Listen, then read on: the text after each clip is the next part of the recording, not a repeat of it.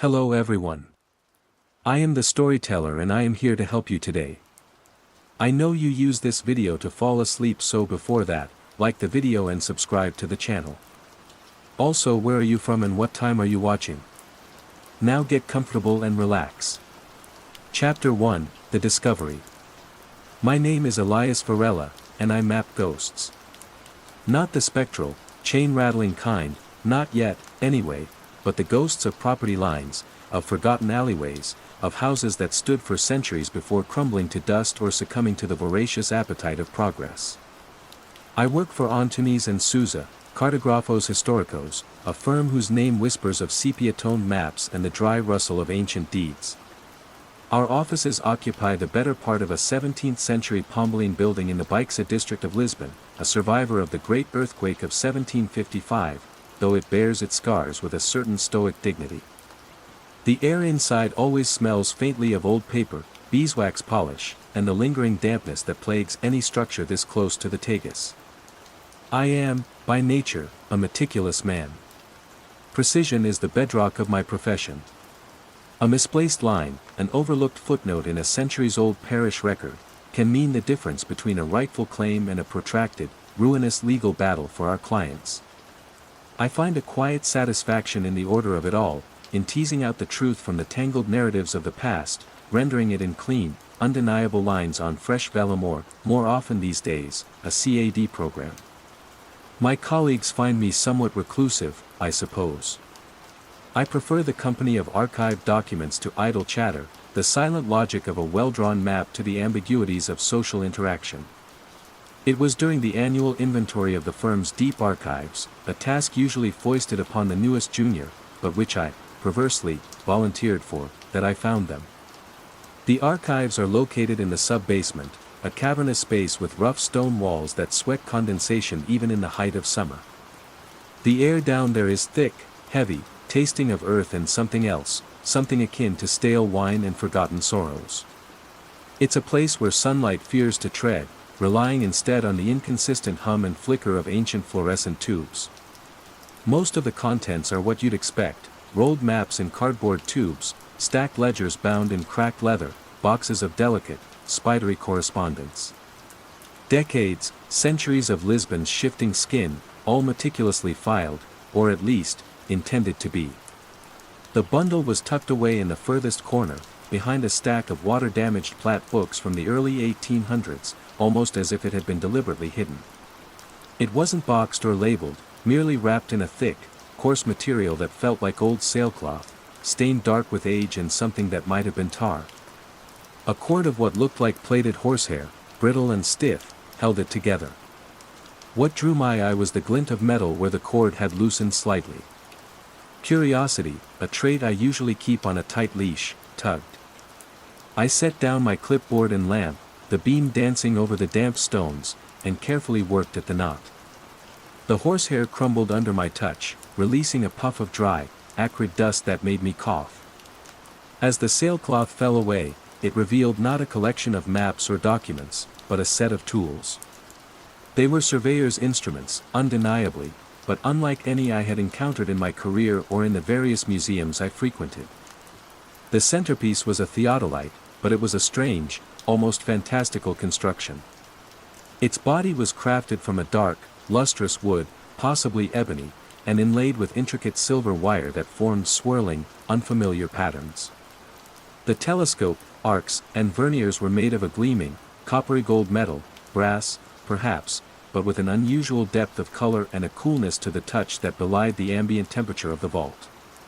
It was heavier than it looked, compact but dense, and its mechanisms moved with a silent, oiled precision that spoke of master craftsmanship. Instead of standard graduated circles, I saw tiny, almost microscopic symbols etched into the metal. Symbols that resembled no known system of measurement I could recall. It felt less like a tool of science and more like an arcane artifact. Beneath the theodolite lay a set of surveyor's chains, but again, they were peculiar. The links were not uniform, some were long, some short, interspersed with small, flat plaques of the same dark brass, each engraved with more of those unsettling symbols. There were also several brass plaques, larger than those on the chains, about the size of my palm, each bearing a single, deeply etched sigil. Finally, nestled at the bottom, were 3 rolled maps, drawn not on paper or vellum, but on a thin, surprisingly supple material that felt like treated animal hide. The ink was a deep, rusty brown, and the cartography, while clearly depicting familiar parts of old Lisbon, was overlaid with a bewildering lacework of lines, dots, and those same strange markings found on the tools. They weren't contour lines, or property boundaries, or anything I could readily interpret. They seemed to map something else. A fine tremor ran through my hands as I touched the cool metal of the theodolite. There was no maker's mark, no indication of its origin or age, save for the undeniable patina of antiquity. I ran a finger over the side of the wooden case that must have once housed the theodolite. It was a separate, empty box now, the tools having been bundled loosely. Faintly, almost invisible in the dim light, I saw an inscription carved into the wood. I angled my lamp. Instrumentos de veritas. Instruments of truth. A chill, unrelated to the basement's natural dampness, prickled my skin. Truth, in my experience, was a complex, often brutal thing. What kind of truth did these instruments purport to measure? There was an undeniable beauty to them, a sense of purpose that was almost magnetic. Yet, there was also something unsettling, something that whispered of knowledge best left undisturbed.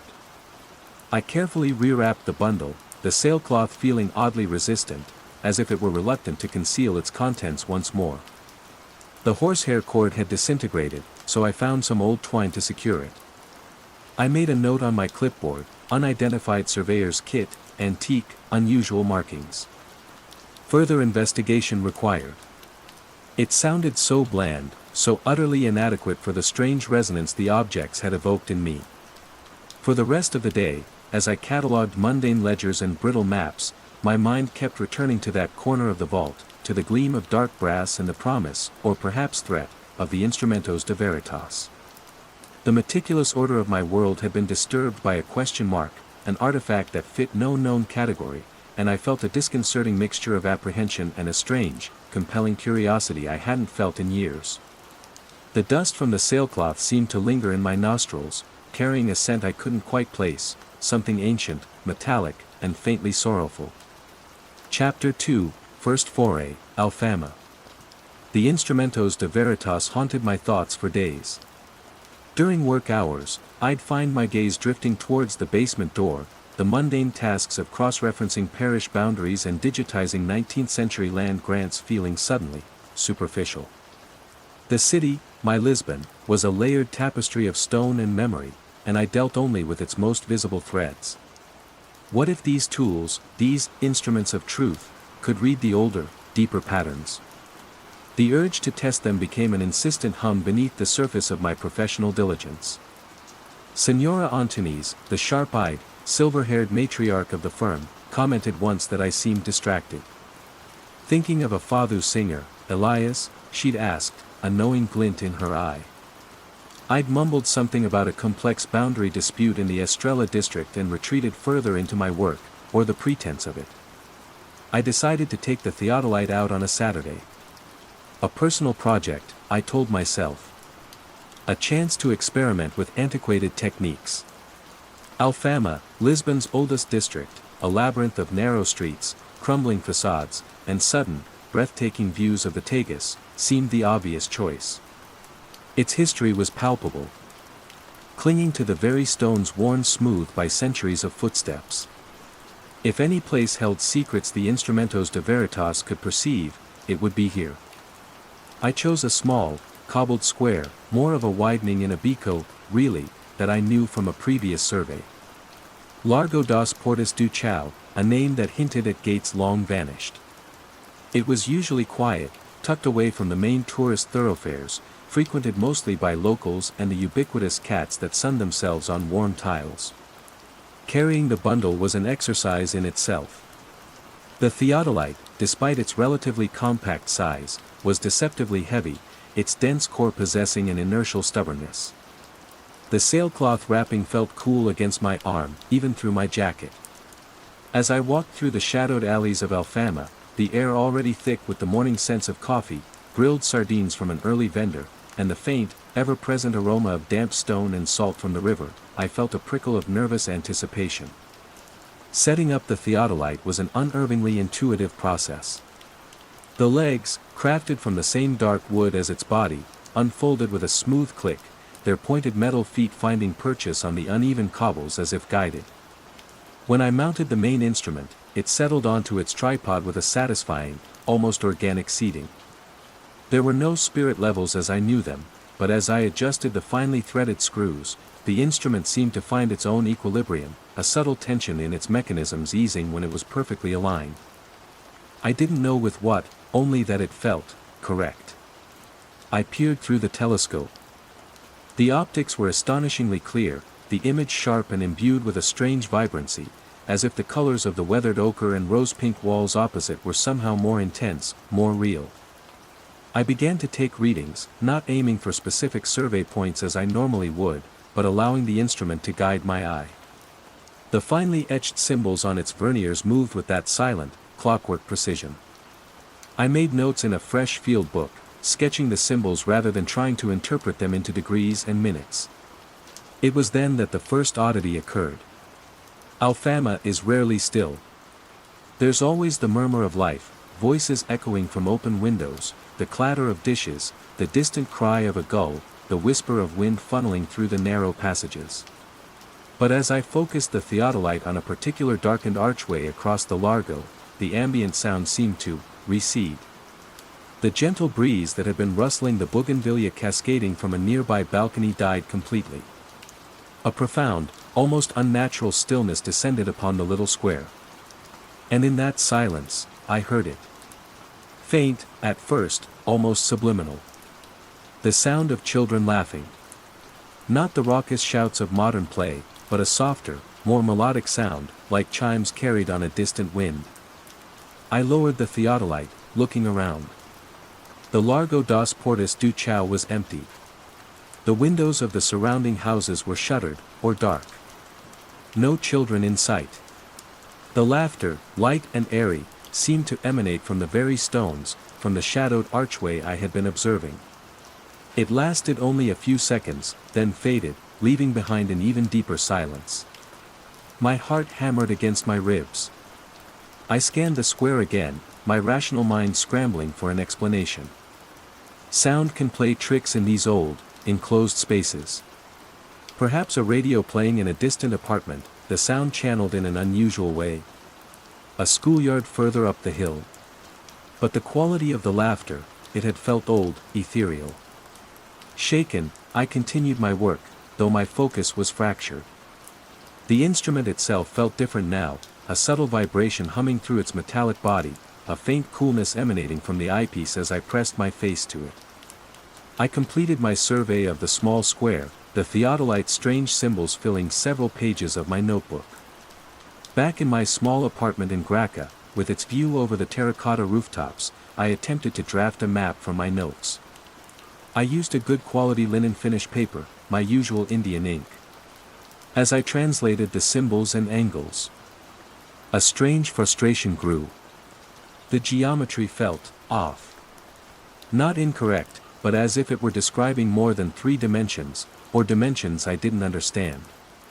When the ink dried, I stared at the map in disbelief. It was a recognizable representation of Largo das Portas do Chão, yet subtly distorted, the lines imbued with a certain tension. But it was the surface of the paper that truly unnerved me.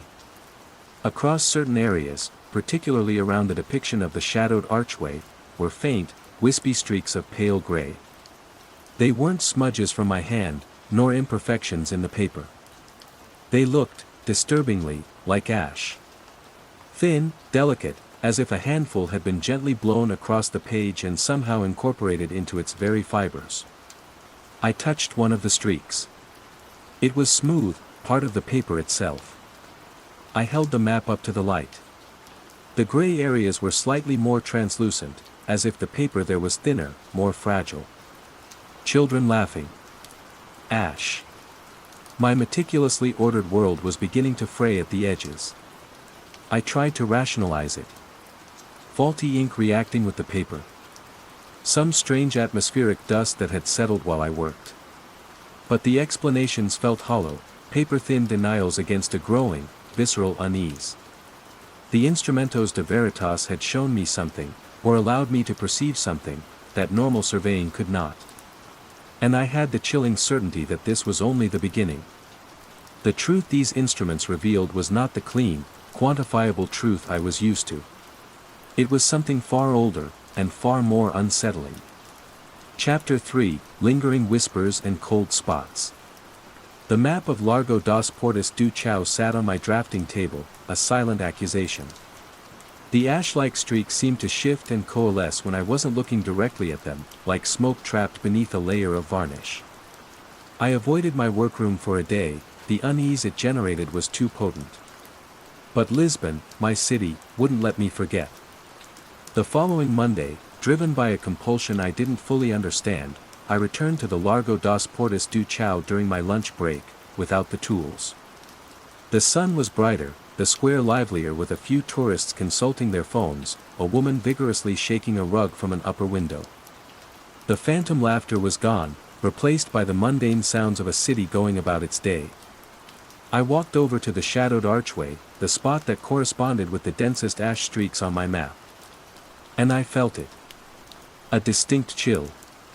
Not a draft, for the air was still warm, but a pocket of cold that seemed to cling to the ancient stones, radiating outwards a few feet. It was subtle, easily missed if one weren't paying attention, but it was undeniably there. I reached out and touched the weathered stone of the arch. It was colder than the surrounding walls, a deep, penetrating cold that felt wrong. And with it, a faint, almost imperceptible scent. Not wood smoke, as the prompt had suggested to my subconscious, but something else from Lisbon's olfactory lexicon, the metallic tang of old blood, overlaid with the faintest, sweetest hint of burnt sugar. It was nauseatingly specific, gone in an instant, leaving me wondering if I'd imagined it. The experience solidified a dreadful suspicion. The tools weren't just mapping space, they were mapping events, feelings, residues of human experience. The ash, the laughter, the cold, the fleeting scent, echoes. The pull of the instrumentos de veritas became undeniable. They sat in their sailcloth wrapping in my apartment, exuding a silent demand. It wasn't a voice, nothing so crude. It was more like an itch in my mind, a restlessness in my limbs, a growing pressure behind my eyes that only eased when I thought about using them, about uncovering another piece of Lisbon's hidden narrative. My work at Antoni's and Sousa suffered. Senora Antoni's sharp gaze followed me more often. "Elias," she said one afternoon, her voice uncharacteristically gentle. "You look like you haven't slept in a week.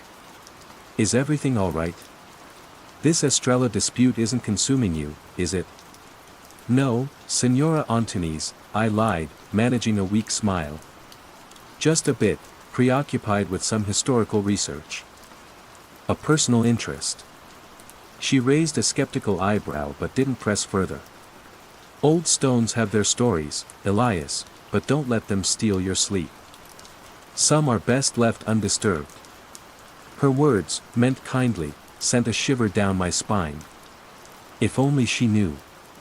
That weekend, I took the tools to Moraria, another of Lisbon's ancient hearts, a district even more densely packed than Alfama, steeped in the melancholic history of the Moors and, later, the marginalized communities that made it their home.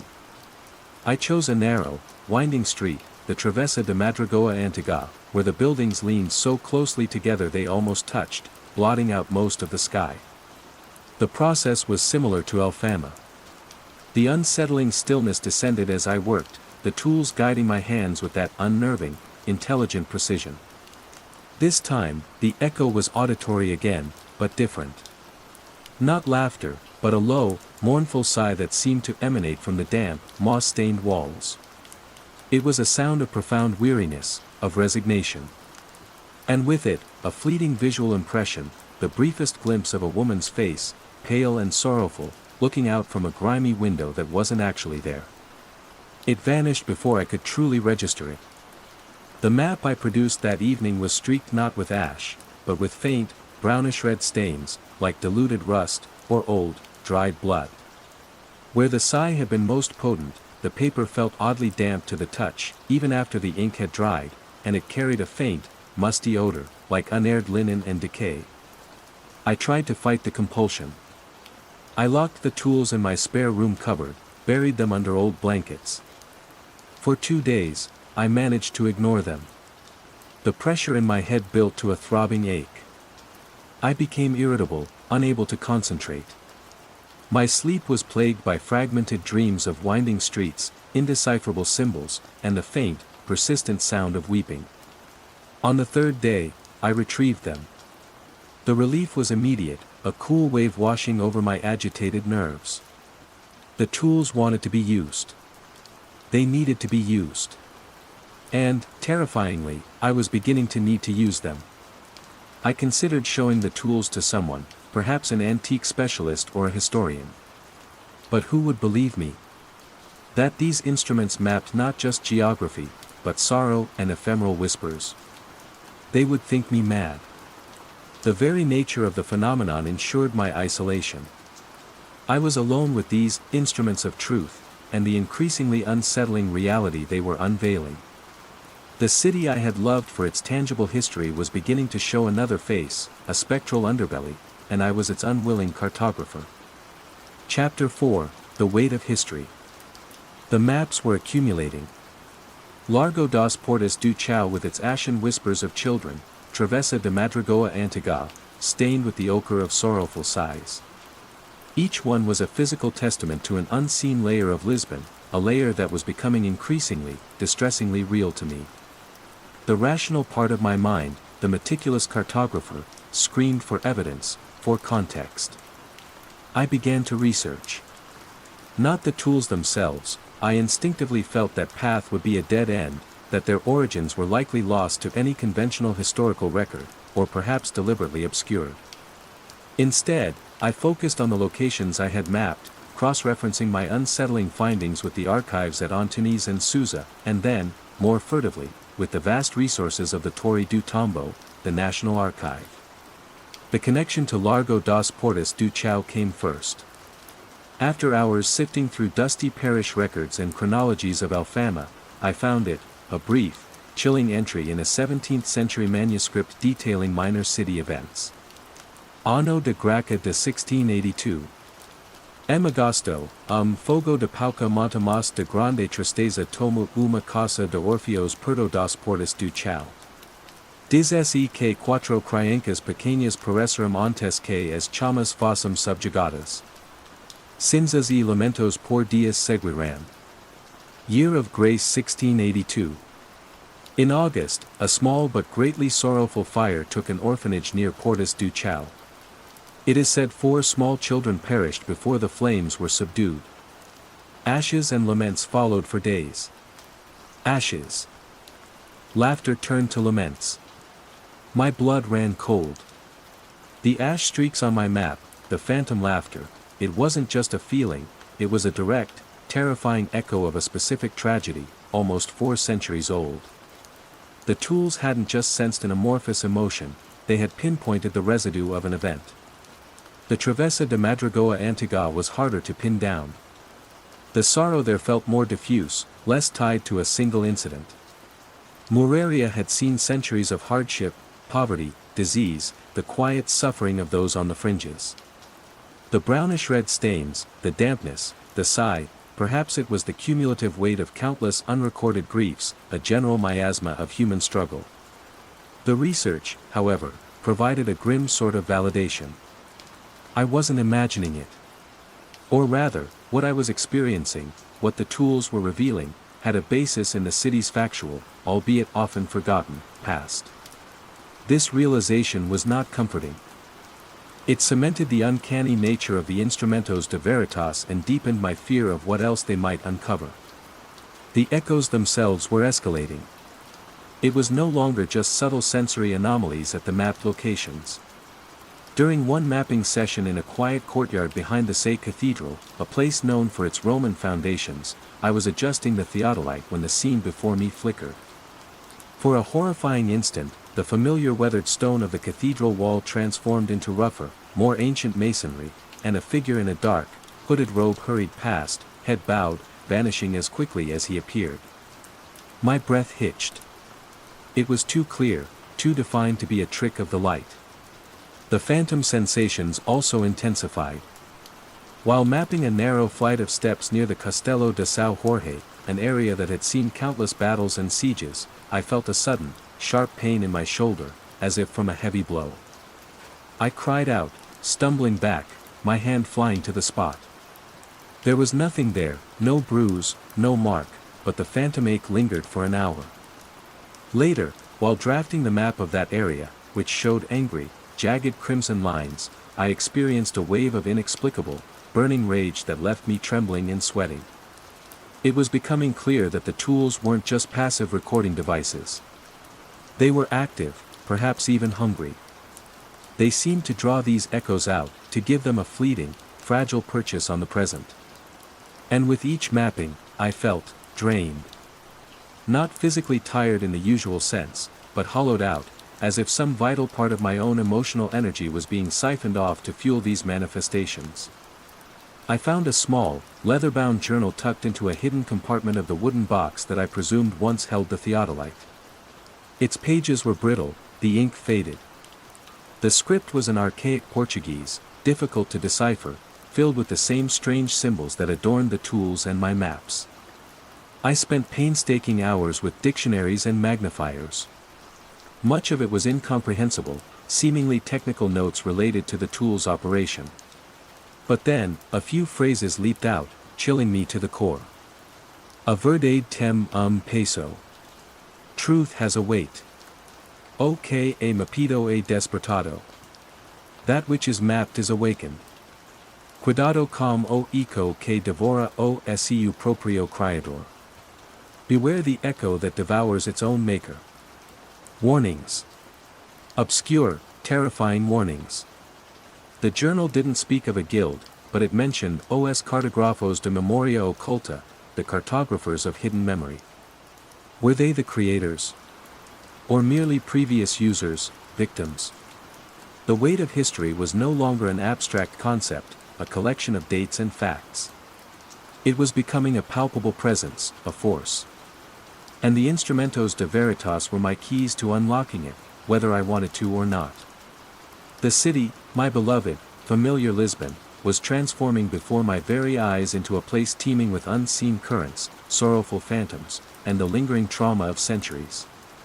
And I, Elias Varela, was its reluctant, terrified witness. Chapter 5, The rules begin to emerge. The compulsion to use the instrumentos de veritas was now a constant, gnawing presence. It wasn't just an itch anymore, it was a deep-seated hunger, a physiological need that left me weak and agitated if I tried to resist for too long. My apartment, once a sanctuary of order, now felt like a cage shared with a demanding, silent entity. The tools, even wrapped in their sailcloth, seemed to radiate a cold intelligence. Through reluctant, fearful experimentation, I began to discern some of the rules that governed their strange operations. It was a terrifying process of trial and error, each new discovery accompanied by a fresh wave of dread. One of the first things I noticed was their selectivity. I tried, in a desperate attempt to regain some control, to map a relatively modern, unremarkable stretch of Avenida de Liberdade, with its bustling shops and bland office buildings.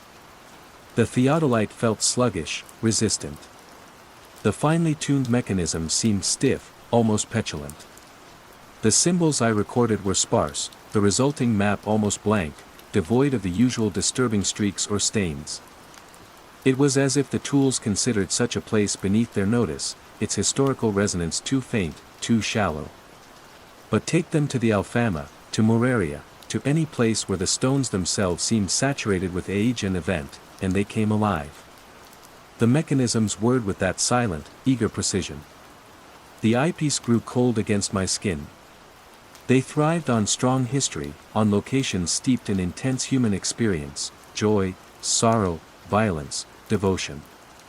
It was as if these places provided a richer signal for them to lock onto. Then came a more disturbing pattern.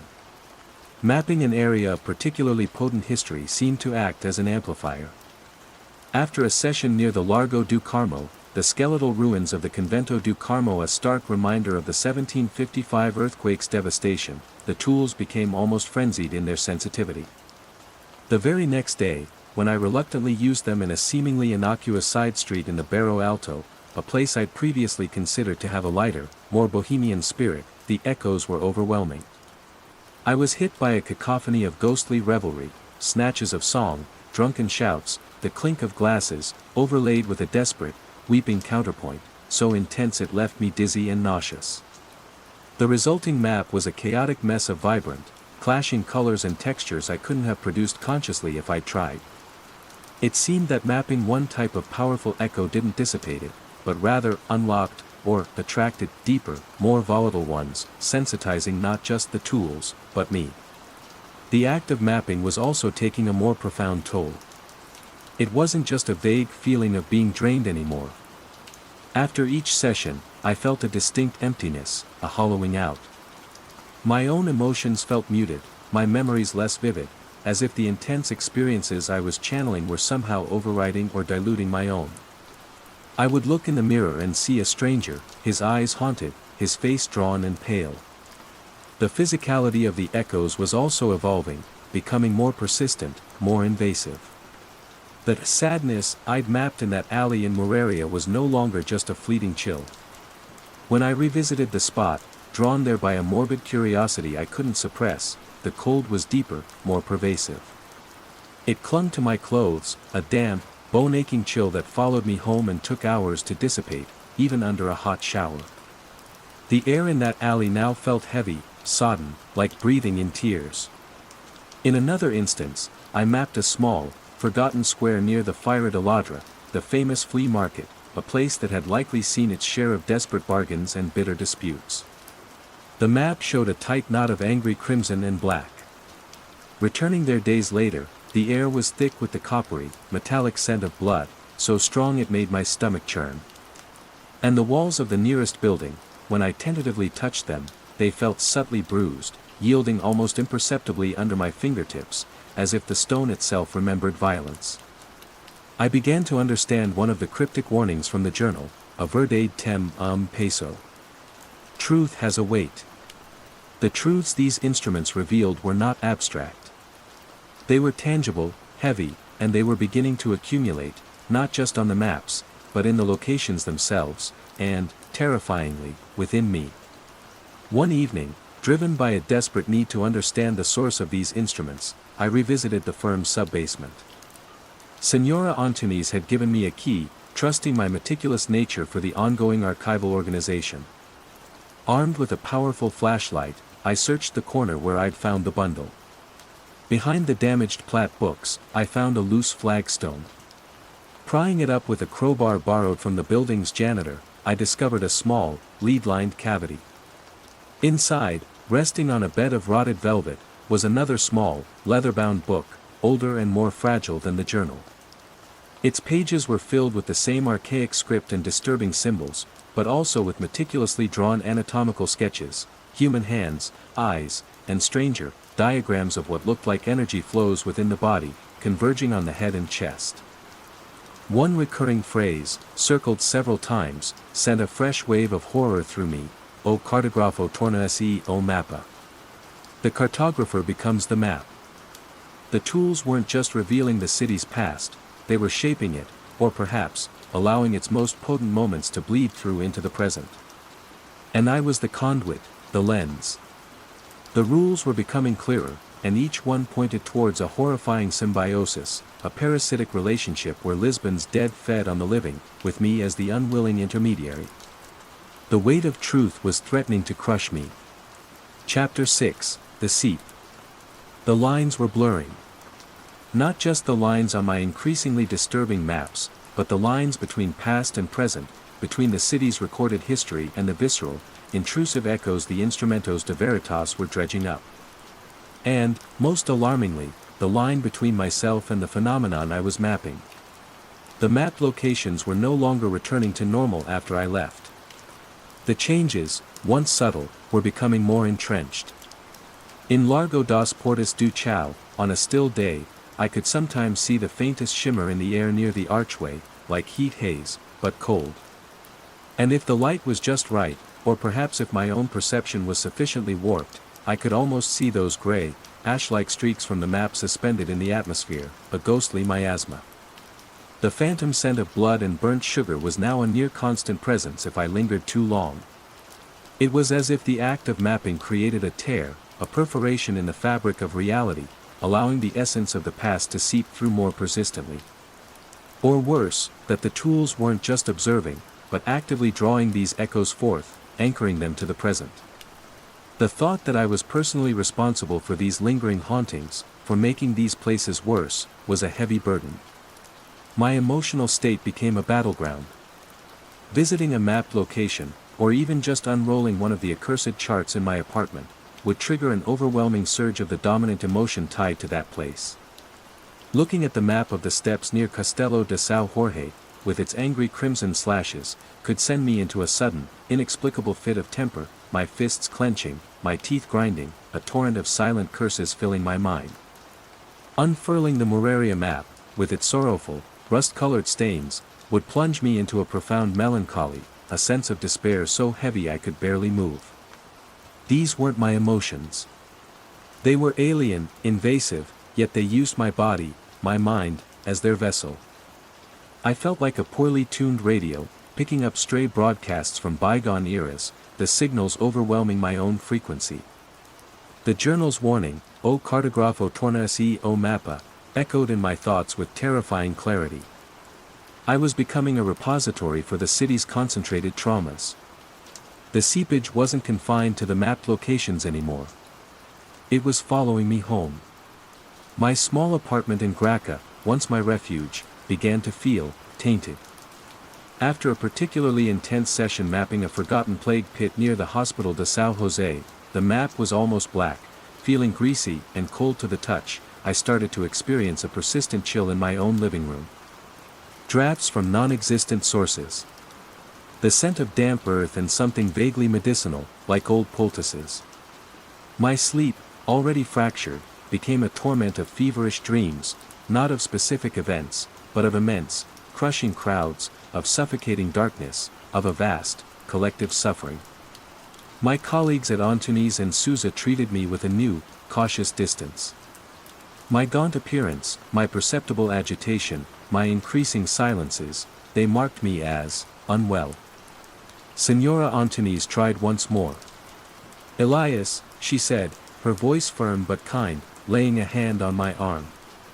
Her touch felt like a brand. "You need to rest.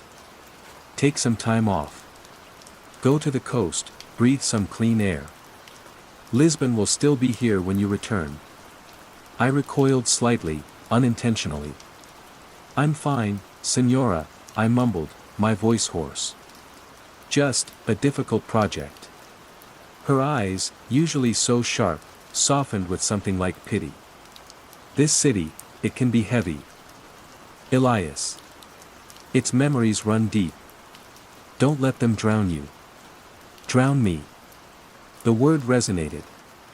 I felt like I was treading water in an ocean of past sorrows, each mapped echo another wave threatening to pull me under. The isolation was absolute. How could I explain that the very stones of Lisbon were whispering their traumas to me, that I was becoming a conduit for their pain? They would call for a doctor, perhaps a priest. They wouldn't understand that the sickness wasn't in my mind, but in the earth beneath our feet, in the air we breathed, a sickness the instrumentos de veritas had given me the unfortunate ability to perceive and amplify. The most terrifying aspect was the sense of diminishment. My own memories, my own personality, felt increasingly fragile, like old photographs fading in the sun. Who was Elias Varela? The meticulous cartographer. The quiet man who enjoyed fado and strong coffee. He was becoming a ghost in his own life, his contours blurred by the superimposed images of countless other lives, other deaths. The seep was internal as well as external, a slow, relentless erosion of self. The city was claiming me, one echo at a time. Chapter 7, The Depths of Moraria. The tools were no longer merely suggesting locations, they were demanding them. A specific, insistent pull would lodge in my mind, a magnetic yearning towards a certain district, a certain street, even a particular building. The pressure would build, a dull ache behind my temples, a frantic restlessness in my limbs, until I relented. It was during one such episode, the compulsion stronger and more visceral than ever before, that the instrumentos de veritas drew me back to Moraria, but not to the Travessa de Madragoa Antigua with its sorrowful sighs. This time, the target was deeper, more shadowed. They guided me to a part of the district I had rarely explored, a tangle of alleys so narrow they were almost lightless even at midday, the buildings on either side leaning together like ancient conspirators. The air here was thick, smelling of mildew, stale cooking oil, and an underlying fader of decay that seemed to seep from the very stones. The destination was a small, derelict chapel, almost swallowed by the encroaching tenements, its door boarded up, its windows dark voids. Locals called it Capella das Almas Perdidas, the Chapel of Lost Souls. Legend had it that it was built over a site used for unsanctioned burials during a forgotten plague, or perhaps, some whispered, a place where the victims of the Inquisition's quieter, less public judgments were disposed of.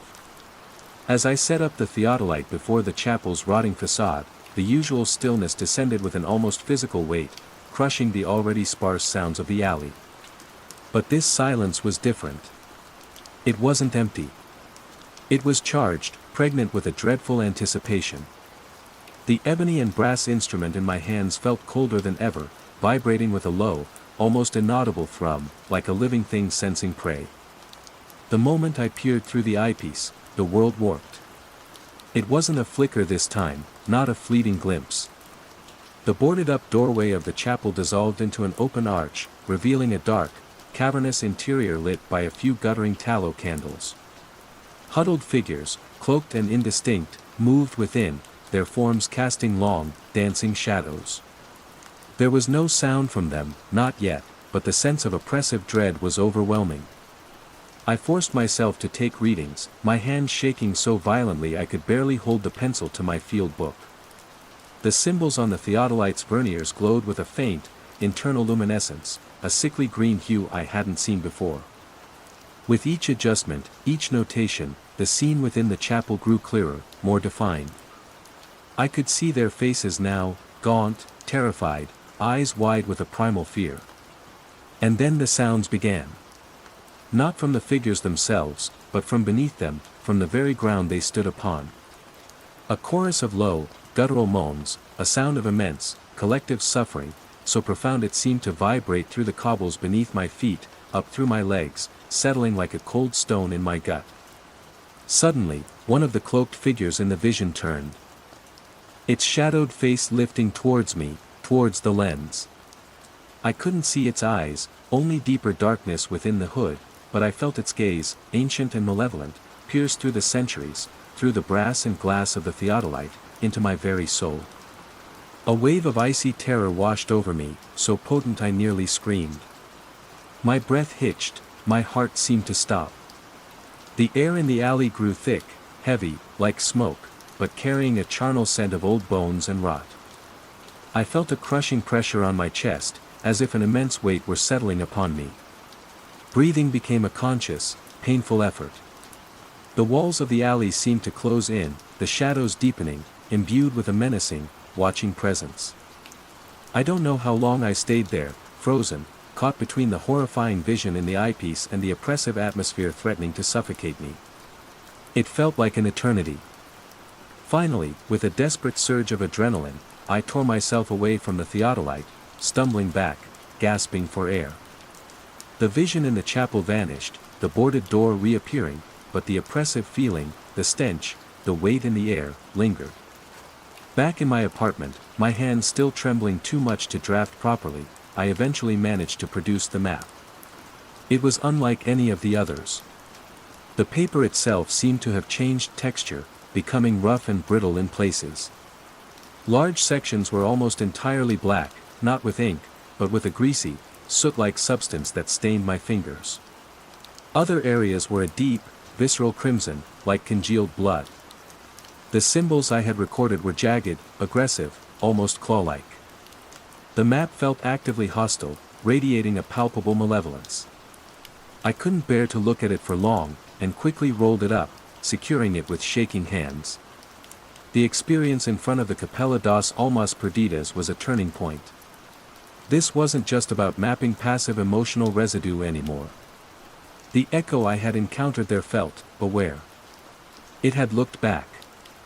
The journal's warning, "Ok e mapido e despertado," took on a terrifying new meaning. I wasn't just observing, I was disturbing something ancient and deeply malevolent that had lain dormant. The tools, I now suspected, weren't just mapping echoes, they were providing a focus, a conduit, for these entities, these coalesced traumas, to gain a stronger foothold in the present. And the more potent the trauma, the more dangerous the entity. The cartographers of hidden memory had not been mere archivists, they had been meddlers in things best left buried, and I was following their cursed path. Chapter 8, The Cartographer's Burden. The encounter at the Capella das Almas Perdidas shattered the last vestiges of my denial. I was no longer a reluctant observer but an active participant in something monstrous, a key unlocking doors that should have remained eternally sealed. My life, once ordered and predictable, had become a waking nightmare, the city of Lisbon itself transforming into a landscape of latent horrors, visible only to me. Sleep offered no escape. When I did manage to drift off, exhausted and heartsick, my dreams were a chaotic replay of the day's terrors, or worse, abstract visions of crushing darkness, of being buried alive under the weight of centuries.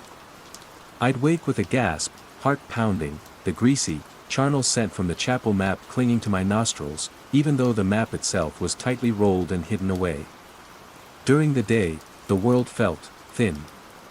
The vibrant colors of Lisbon, the bustling sounds of its streets, all seemed muted, overlaid by a spectral filter. I'd see flickers in my peripheral vision constantly, a shadowy figure darting down an alley, a momentary distortion in the air above an old paving stone, the brief, impossible transparency of a wall. These weren't tied to mapped locations anymore, the membrane between worlds was fraying everywhere, or perhaps it was just my own perception, irrevocably altered. The burden of the instrumentos de veritas became unbearable. Their silent, cold presence in my apartment was a constant torment. One particularly desperate afternoon, fueled by a surge of defiant terror, I decided I had to be rid of them. I hauled the sailcloth bundle, its weight seeming to increase with my resolve, down to the communal bins behind my building, intent on throwing them into the dumpster. But as I lifted the bundle over the rusted rim, an invisible force seemed to push back.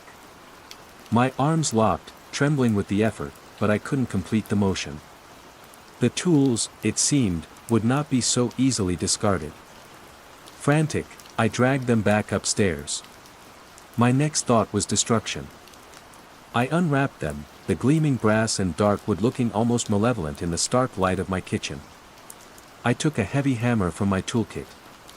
As I raised it, poised to bring it down on the delicate-looking telescope of the theodolite, a blinding flash erupted from the instrument. Not of light, but of pure, agonizing pain, lancing through my skull. I cried out, dropping the hammer, which clattered uselessly to the floor. My vision swam. A wave of intense nausea washed over me, and the room filled with the deafening chorus of all the echoes I had ever mapped, the children's laughter, the mournful sighs, the guttural moans from the chapel, all swirling into a terrifying cacophony. It was a direct, brutal retaliation. When the assault subsided, leaving me trembling and retching on the floor, the message was clear, the tools were not to be harmed. They were, in some horrifying way, linked to me now, and any attempt to destroy them would be met with unbearable consequences. Defeated, I turned to the maps. If I couldn't destroy the source, perhaps I could destroy its product. I gathered the rolled charts, Alfama's ashes, Moreria's bloodstains, the Carmo's desolation, the chapel's greasy darkness. I took them to my fireplace, my hands shaking.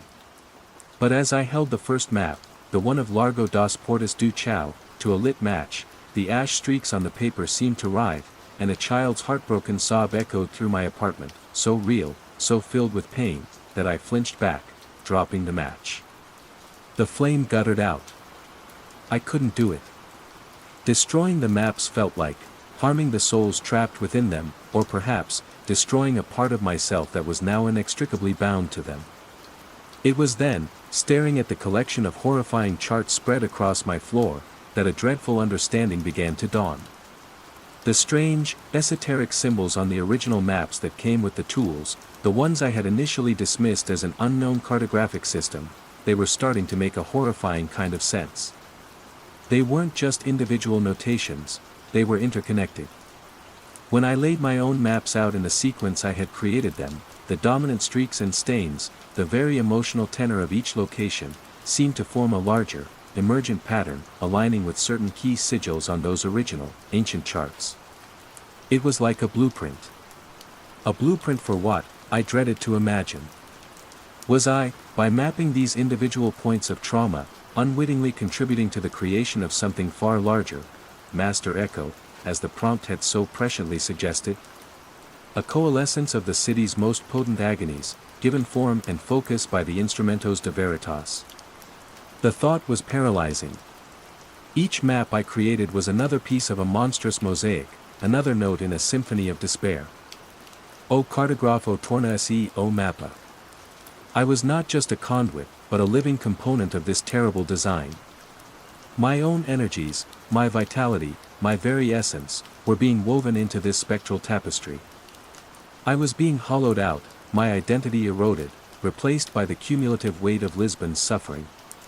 The cartographer of echoes was no longer a title, it was a sentence. And the city, the beautiful, tragic city I had once loved, was the prison, its walls built of memory and pain. Chapter 9, Confrontation in the Convento do Carmo. The pull came again, stronger than ever before, an undeniable, agonizing summons. It wasn't just a pressure in my head this time, it was a physical yearning, my body moving almost against my will, my feet carrying me through the familiar streets of Lisbon as if guided by invisible threads. The destination was clear, imprinted on my mind with chilling certainty, the Convento do Carmo. The skeletal ruins of the Carmo convent, its roofless nave open to the sky, stood as Lisbon's most poignant monument to the great earthquake of 1755. It was a place already saturated with the memory of unimaginable devastation, of sudden, cataclysmic loss. A place where thousands had perished, where the city's heart had been broken. If there was a nexus point for Lisbon's trauma, a place where a Master Echo might seek to fully manifest, it was here. As I approached the Largo do Carmo, the air grew heavy, charged with an almost electrical tension. The usual sounds of the city, the distant rumble of trams, the chatter of tourists, seemed to recede, replaced by a profound, expectant silence. The sky above the Gothic arches of the ruins seemed darker, the clouds unnaturally still. The instrumentos de veritas, clutched in their sailcloth bundle against my chest, felt intensely cold, vibrating with a disturbing eagerness. I knew, with a certainty that chilled me to the bone, that this was what they had been leading me towards. This was the culmination, the final, terrible survey. I entered the ruins, the vast empty space of the nave dwarfing me. The silence here was absolute, save for the frantic hammering of my own heart. I set up the theodolite in the center of the nave, beneath the open sky, my hands moving with a strange, detached precision, as if I were watching myself from a great distance. The instrument settled onto its tripod with a soft click that echoed unnervingly in the stillness. The moment I looked through the eyepiece, the world fractured into a million screaming shards. It wasn't a subtle flicker or a contained vision this time. Reality itself seemed to buckle and warp. The remaining arches of the convent twisted into impossible geometries. The ground beneath my feet pitched and rolled like the deck of a ship in a storm. A deafening roar filled my ears, not just a sound, but a physical force, the sound of stone grinding against stone, of buildings collapsing, of 1,000 voices crying out in terror and agony. The sky above, viewed through the lens, was no longer the familiar Lisbon blue, but a roiling, hellish orange, filled with smoke and falling debris. Phantom flames licked at the edges of my vision. I could smell burning wood, sulfur, and the sickeningly sweet scent of mass death. The 1755 earthquake wasn't an echo here, it was a living, breathing nightmare, and the theodolite was plunging me into its heart. A terrifying understanding pierced through my horror. The tools weren't just mapping the earthquake, they were using its immense, catastrophic energy, combined with all the other traumas I had mapped, to, what? To create a focal point. To tear open a permanent gateway. The markings on the ancient maps that came with the tools flashed in my mind, the intricate, interconnected sigils. They were a circuit, and I had just connected the final, most powerful node. I felt a hideous drawing sensation, as if something vast and amorphous were trying to pull itself through the lens, through the tools, using me as the anchor point. The air around me crackled with unseen energy. The temperature plummeted, and a profound darkness began to coalesce around the theodolite, a darkness that felt sentient, hungry. This was it. The master echo, the coalesced trauma of the city, was attempting to fully manifest. Despair threatened to overwhelm me, but then, a flicker of defiance. I wouldn't be a passive conduit. I remembered the warnings, the fragmented clues from the journals, a verdade tem peso. Ok a mapido a despertado. But also, the subtle hints about countermeasures, about balance, though I hadn't understood them before. If mapping awakened, could it also redirect? Could it confuse? My knowledge of the tools, rules, was my only weapon. They craved potent history, intense emotion. What if I gave them too much, too fast, from too many disparate sources? What if I deliberately overloaded the circuit? My field book and pencil were still in my pocket. With trembling, desperate hands, I began to sketch, not what I was seeing through the theodolite, but symbols from my other maps, superimposing them, mixing them. I drew the ash streaks of Alfama over the imagined flames of Carmo, the bloodstains of Moraria across the phantom falling masonry, the oppressive blackness of the Capella das Almas Perdidas onto the screaming void. I wasn't mapping what was, I was mapping what had been, all at once, a chaotic, contradictory overlay of suffering. I started chanting, babbling the names of the locations, the emotions, the colors, the scents, ash, laughter, sorrow, blood, fear, rage, Carmo, Alfama, Moraria, Capella. My voice was a raw croak in the immense, roaring silence of the vision. The theodolite began to shudder violently. A high-pitched whine emanated from its clockwork mechanisms, a sound of immense strain. The coalescing darkness around it flickered, its form wavering. The roaring in my ears intensified, then fractured into a cacophony of discordant shrieks.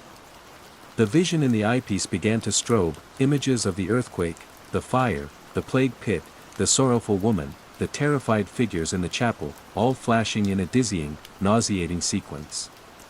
I felt a tearing sensation within myself, as if I were being ripped in multiple directions. The pain was excruciating, a psychic tearing. But I held on, continuing my frantic sketching, my desperate litany. I was trying to feed the beast too many conflicting poisons, to short-circuit its terrible hunger. Then, with a final, ear-splitting shriek that seemed to come from the very stones of the Carmo, the vision in the eyepiece shattered like broken glass. The oppressive darkness around the theodolite recoiled, then imploded with a silent, violent rush, like a dying star. The ground beneath me stilled. The roaring faded, replaced by a ringing silence. I collapsed to my knees, gasping, every nerve ending screaming. The theodolite stood before me, silent now, its brass dull, its ebony lusterless. It looked, spent. Exhausted. I had survived. But at what cost? The confrontation hadn't been a victory, merely a desperate, costly interruption. I hadn't destroyed anything. I had merely, perhaps, confused it, pushed it back into the cracks from which it had been summoned. For now. Chapter 10, The Unending Map. The immediate aftermath in the Convento do Carmo was one of profound, aching emptiness. The oppressive presence had retreated, the terrifying energies dispersed, but the silence that remained was not peaceful. It was the silence of a battlefield after the fighting has ceased, heavy with the memory of violence and the ghosts of the fallen. I gathered the instrumentos de veritas, their usual coldness now replaced by a strange, depleted warmth, their weight feeling leaden, inert. They felt sated, yet also diminished, as if the ordeal had cost them something too. I didn't return them to the firm's sub-basement. I couldn't. Nor could I keep them in my apartment. The thought of their proximity, even in their current subdued state, was intolerable. Instead, I found a place, a deep, forgotten cellar beneath a derelict warehouse near the docks, a place reeking of brine and decay, accessible only through a collapsing stairwell.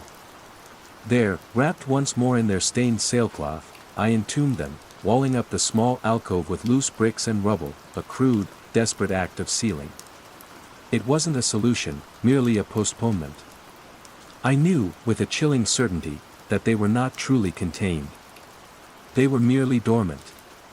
Life, as they say, went on. But not for me. Not in the same way. I resigned from Antunes and Souza the following week, citing ill health. Senora Antunes accepted my resignation with a sad, knowing look that I couldn't quite decipher. Did she suspect something?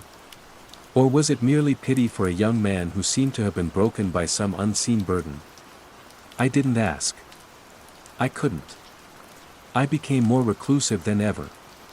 My small apartment in Graca, once a haven, now felt like a listening post, its walls too thin, its windows too exposed to the unseen currents of the city. Lisbon, my Lisbon, was irrevocably changed. I could no longer walk its charming streets, admire its ancient architecture, without an accompanying whisper of its past traumas. Every shadowed alleyway, every crumbling facade, every ancient stone seemed to pulse with latent echoes. A child's laugh in a distant schoolyard would send a jolt of ice through my veins. The scent of wood smoke from a chimney, the sight of an old, stained wall, the sudden chill of a breeze in a narrow beco, all were potential triggers, reminders of the abyss I had peered into. The city had become an unending map of sorrow, of violence, of forgotten lives and unhealed wounds. And I, Elias Varela, was its unwilling, permanently attuned cartographer. The instrumentos de veritas may have been hidden away, but their effect on me was indelible. I was a human seismograph, tuned to the tremors of past agonies. Sometimes, walking through the Alfama, I would still feel that unnatural chill near the Largo das Portas do Chão, still catch the faintest scent of ash and burnt sugar. The phantom sigh in the Travessa de Madragoa Antigua would sometimes brush against my hearing on a quiet night. The experience in the Carmo had scarred me deeply. I bore not physical wounds, but psychic ones, a permanent sensitivity, a constant low hum of dread. My own memories felt diluted, interspersed with the phantom sensations and emotions of countless others. Who was I now? A collection of echoes? A hollowed-out vessel? The cartographer had indeed become the map, a living atlas of Lisbon's hidden pain. I never attempted to retrieve the tools. The thought alone brought on a wave of nausea and a resurgence of the terror I'd felt in the Carmo. But I knew they were there, waiting. The truth they mapped was too vast, too deeply embedded in the fabric of the city, to be silenced forever. Perhaps one day, another unfortunate soul would stumble upon them. Or perhaps, their silent call would eventually become too strong for even my fractured will to resist. Lisbon remains. Beautiful, resilient, layered with centuries of history. But for me, it is a city of ghosts, not of spectral apparitions, but of lingering emotional resonances, of echoes that whisper from the stones, unheard by others, but terrifyingly clear to me. The instrumentos de veritas had shown me a truth far deeper and more disturbing than any property line or ancient deed. They had shown me the true weight of history, a weight I would carry for the rest of my days. I am the cartographer of echoes, and my work, I fear, is never truly done. The city itself is the unending map, and I am forever bound to read its most sorrowful, most terrifying, most hidden inscriptions. Chapter 1, Department 8. My name is Alistair Finch, and I trade in ghosts.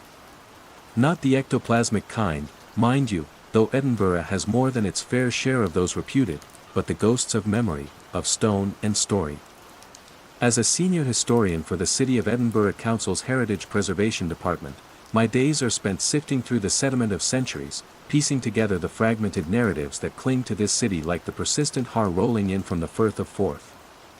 I find a quiet solace in the archives, in the rustle of brittle parchment, the precise lines of old maps, the tangible weight of objects that have witnessed history unfold. I'm a man of facts, of verifiable truths, perhaps a little too fond of my own company and the silent companionship of the past. The old town, with its labyrinthine closes and towering tenements, is my particular domain. And within that domain, Mary King's Close holds a uniquely grim fascination. A warren of 17th-century streets frozen in time beneath the city chambers, it's a place where the past feels not just preserved, but palpably present. The air is heavy, cool, carrying the faint, earthy scent of its long abandonment and the myriad lives lived and lost within its claustrophobic confines. It was during a less-than-glamorous task, updating the signage and object descriptions for a section of the underground exhibit, that I stumbled upon it. We were working in one of the deeper, less frequently visited chambers, a former dwelling whose original occupants were long lost to record. The space was damp, the stone walls slick with moisture, the only light cast by the portable work lamps my assistant, young Freya, and I had brought down. Freya, bless her energetic enthusiasm, was cataloging a collection of recently unearthed pottery shards, while I was wrestling with a particularly stubborn display case that refused to align. Behind a stack of deteriorating packing crates, shoved into a dark alcove barely visible in the gloom, was an old trunk. Not a grand, ornate chest, but a sturdy, utilitarian thing made of dark, heavily scuffed wood, bound with tarnished brass. It looked out of place, too functional for the usual detritus of forgotten lives we found down here. What caught my eye was a small, rectangular brass plate affixed to its lid, the lettering deeply stamped and filled with what looked like faded black enamel, for Department 8 use only. Department 8? I frowned. I'd been with Heritage Preservation for nearly 15 years. I knew our departmental structure, our archives, our obscure subcommittees. There was no Department 8. Not now, and not in any historical records of the council I could recall. Freya, I called out, my voice sounding unnaturally loud in the confined space. Come and have a look at this. She joined me, her bright pink woolly hat a vibrant splash of color against the oppressive monochrome of the clothes. What is it, Mr. Finch? Another plague doctor's mask, she quipped, her usual levity. Not quite. I gestured to the trunk. Ever heard of a Department 8 within the council's history? She peered at the label, her brow furrowed. Can't say I have. Sounds a bit cloak and dagger for us lot, doesn't it? Maybe it's from when this building was used for something else. Wartime storage, perhaps. It was plausible. The city chambers, and by extension the closes beneath, had served various functions over the centuries. Still, the specificity of Department 8 niggled at me. The lock on the trunk was a simple, old-fashioned clasp, rusted but not seized.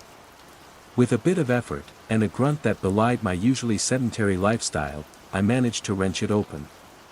The hinges groaned in protest, releasing a puff of stale, dry air that smelled faintly of old metal and something else, something sharp, almost ozonic. Inside, nestled on a bed of faded, moth-eaten felt, was not the collection of mundane bureaucratic files or forgotten equipment I might have expected. Instead, there was a single, peculiar device.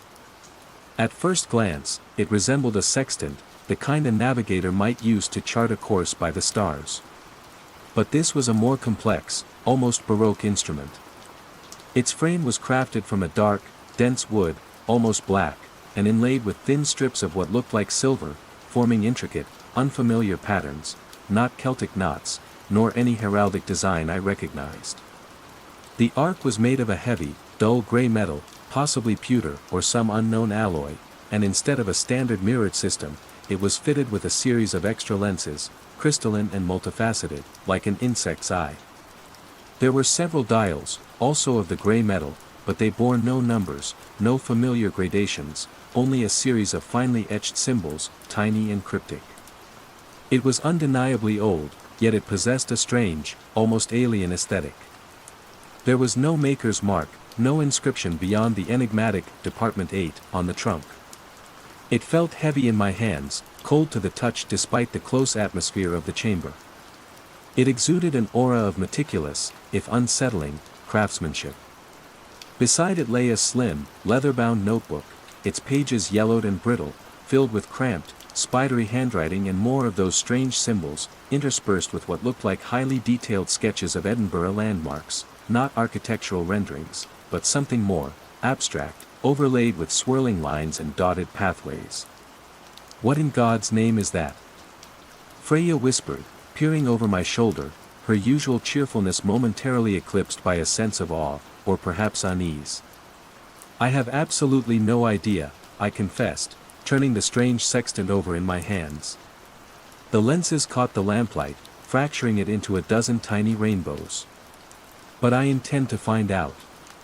A thrill, part academic curiosity, part something less definable, a prickle of unease perhaps, ran through me. Department 8. An instrument that looked like it belonged more in an alchemist's laboratory than a city archive. A forgotten corner of Edinburgh's history had just opened up before me, and despite a faint, nagging whisper of caution in the back of my mind, I felt an undeniable pull to explore it. The past, I was beginning to suspect, had more ghosts than I'd ever imagined. Chapter 2, The Canongate Anomaly. The strange sextant, for want of a better term, became an obsession. I brought the trunk back to my small, cluttered office at the council building, much to Freya's mixed excitement and trepidation. She, at least, had the good sense to look vaguely worried. I, on the other hand, was consumed by the historian's hunger for the unknown, the allure of an unsolved puzzle. The notebook was my first point of focus. The handwriting was archaic, late 19th or early 20th century by my estimation, and the ink was faded. Many of the symbols were impenetrable, but some of the sketches were undeniably of familiar locations along the Royal Mile, St. Giles Cathedral, Gladstone's Land, the Canongate Tollbooth. The swirling lines and dots overlaid on them, however, made no conventional sense. They weren't ley lines, nor were they related to any known surveying techniques. They seemed to map something else entirely. Department 8 remained a mystery. I scoured the council archives, delved into digitized records, even made discreet inquiries with some of the older, semi-retired city clerks known for their encyclopedic, if sometimes rambling, knowledge of municipal history. Nothing. It was as if the department had never existed, or had been deliberately expunged from the records. This, of course, only deepened my fascination. After several days of fruitless research and growing impatience, I decided the only way to understand the device was to try and use it. The notebook, for all its cryptic entries, did seem to offer some rudimentary instructions, diagrams of how to hold the instrument, how to align certain lenses with specific architectural features, how to adjust the unlabeled dials. It felt less like a scientific manual and more like a guide to some obscure ritual. I chose the Canongate for my first attempt.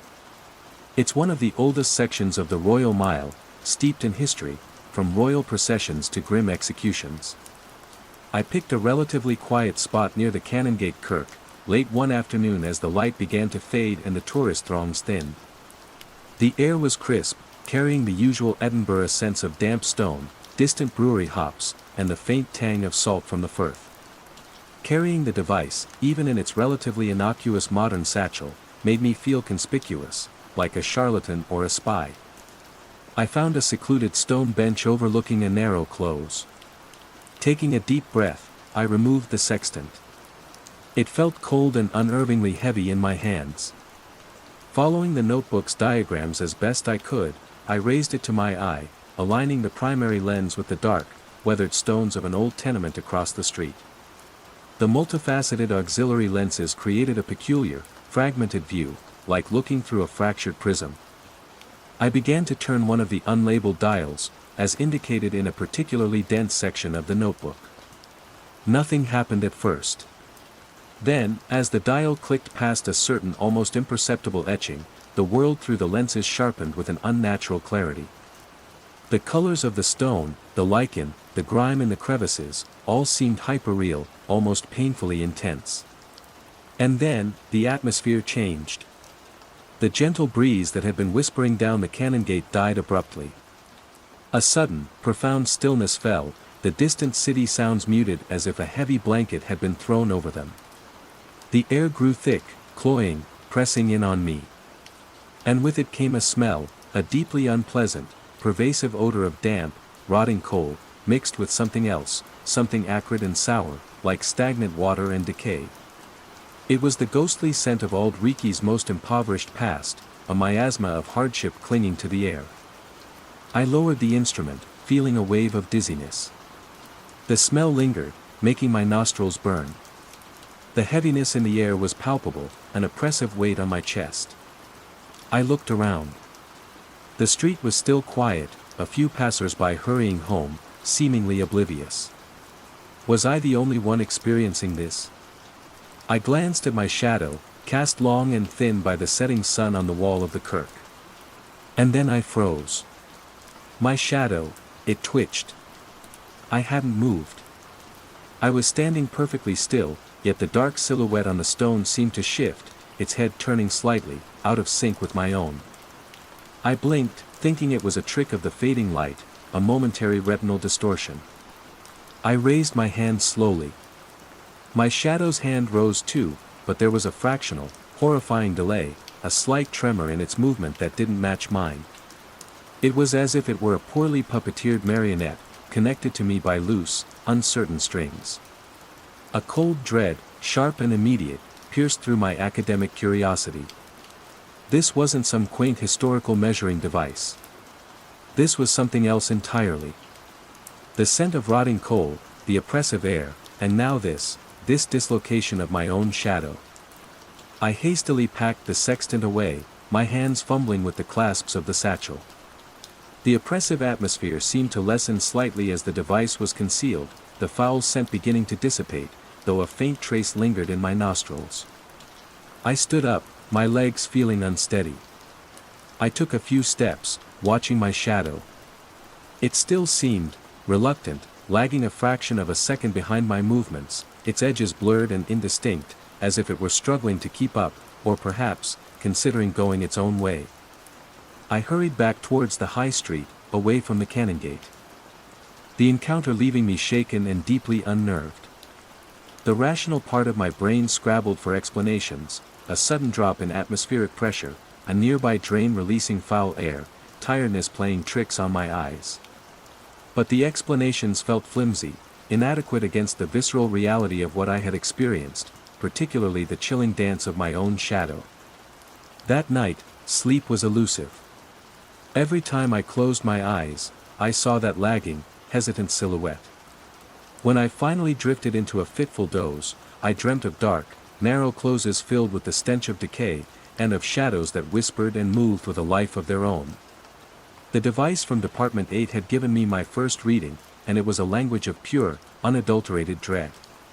Chapter 3, The Shadows Dance.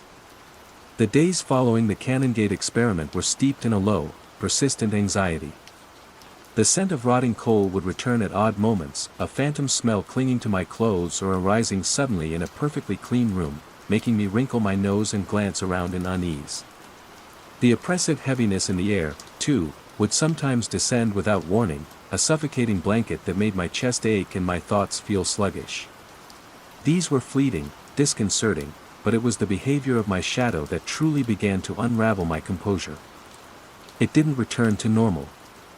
The lag, the slight desynchronization I'd first noticed on the Canongate, became a permanent feature. In bright sunlight, walking down Cockburn Street, my silhouette would trail just a fraction behind me, its movements subtly jerky, as if it were an echo of my own physical reality. Indoors, under the harsh fluorescent lights of my office, it was even more pronounced. If I turned my head quickly, my shadow's head would follow a beat later, a slow, deliberate imitation that was deeply unsettling. Sometimes, its edges seemed to ripple, to fray, as if it were struggling to maintain its cohesion. I tried to rationalize it.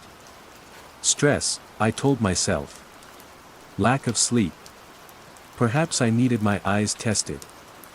I even booked an appointment with an optometrist, who, after a thorough examination, pronounced my vision perfectly healthy. Perhaps cut back on the caffeine, Mr. Finch, she'd suggested with a polite smile. My colleagues began to notice my distraction. Freya, in particular, watched me with concerned eyes. "Are you all right, Mr. Finch?" she asked one morning, finding me staring intently at my own hand, then at its shadow on the desk, which seemed to twitch its fingers a moment after I'd willed mine to be still. "You seem elsewhere." "Just a bit preoccupied, Freya," I'd mumbled, forcing a smile that felt like a grimace. "This Department 8 business is proving more complex than I anticipated." Complex was an understatement. It was consuming me. The sextant-like device lay in its trunk in my office, exuding a silent, cold promise of further revelations, further horrors. I both craved and dreaded using it again. The historian in me was desperate for answers, but the increasingly frightened man was beginning to understand that some doors are best left unopened. The intrusive echoes intensified. One afternoon, while consulting a 17th-century plat map of the Grassmarket area in the archives, the familiar scent of rotting coal suddenly overwhelmed me, stronger than ever before, mixed with the unmistakable, stomach-turning aroma of stale beer and unwashed bodies. The air in the usually cool, dry archive room grew thick and humid. And then I heard it, a low murmur of voices, coarse laughter, the clink of glasses, as if a rowdy tavern had sprung up around me. I looked up, half expecting to see the archive shelves replaced by rough-hewn tables and drunken revelers. The vision lasted only a few seconds, the sounds fading, the smells receding, leaving me trembling, the ancient map clutched in my sweating hands. The Grassmarket, of course, had been notorious for its taverns, its crowds, its public executions. Had the device somehow sensitized me, even when it wasn't in use? My shadow's dance became more elaborate, more disturbing. One evening, working late in my office, I stood up to stretch. As I did, I caught my shadow's movement out of the corner of my eye. It wasn't just lagging, it was exploring. While I stood still, its arm extended, its fingers seeming to trail along the spines of the books on my shelf, an independent, curious gesture that had no correlation to my own posture. My blood ran cold. I spun around, but it snapped back into a semblance of conformity, albeit still with that unnerving delay. Was I going mad? The thought began to haunt my waking hours. Was this some peculiar, stress-induced psychosis, a historian's mind finally cracking under the weight of too much accumulated past? Yet, the device was real. The notebook was real. Department 8, however elusive, felt like a tangible, if forgotten, entity. The compulsion to use the sextant again grew, an insidious whisper in the back of my mind. Perhaps another reading would clarify things, provide context, even offer a solution. Or perhaps it would drag me deeper into this burgeoning nightmare. The fear was immense, but the pull of the unknown, the need to understand what was happening to me, to my very shadow, was becoming equally powerful. I was caught in a terrifying feedback loop, where the only way to potentially alleviate the symptoms was to engage further with their cause. The city of Edinburgh, my city of stone and story, was beginning to feel like a trap, and I, its increasingly unwilling prisoner. Chapter 4, The Weight of Secrets. The unsettling occurrences were no longer confined to fleeting sensory anomalies or the disturbing independence of my shadow. The echoes were gaining a disturbing physicality, and my attempts to research Department 8 were yielding fragmented, deeply unsettling clues. I decided to take the sextant to the Cowgate, another of Edinburgh's historically dense and often grim thoroughfares. It's a street that runs in a canyon beneath the grander structures of the old town, historically a place of overcrowding, poverty, and disease. I chose a shadowed archway, part of the massive stone supports for George IV Bridge, a place that always felt cold and damp, even on a summer's day.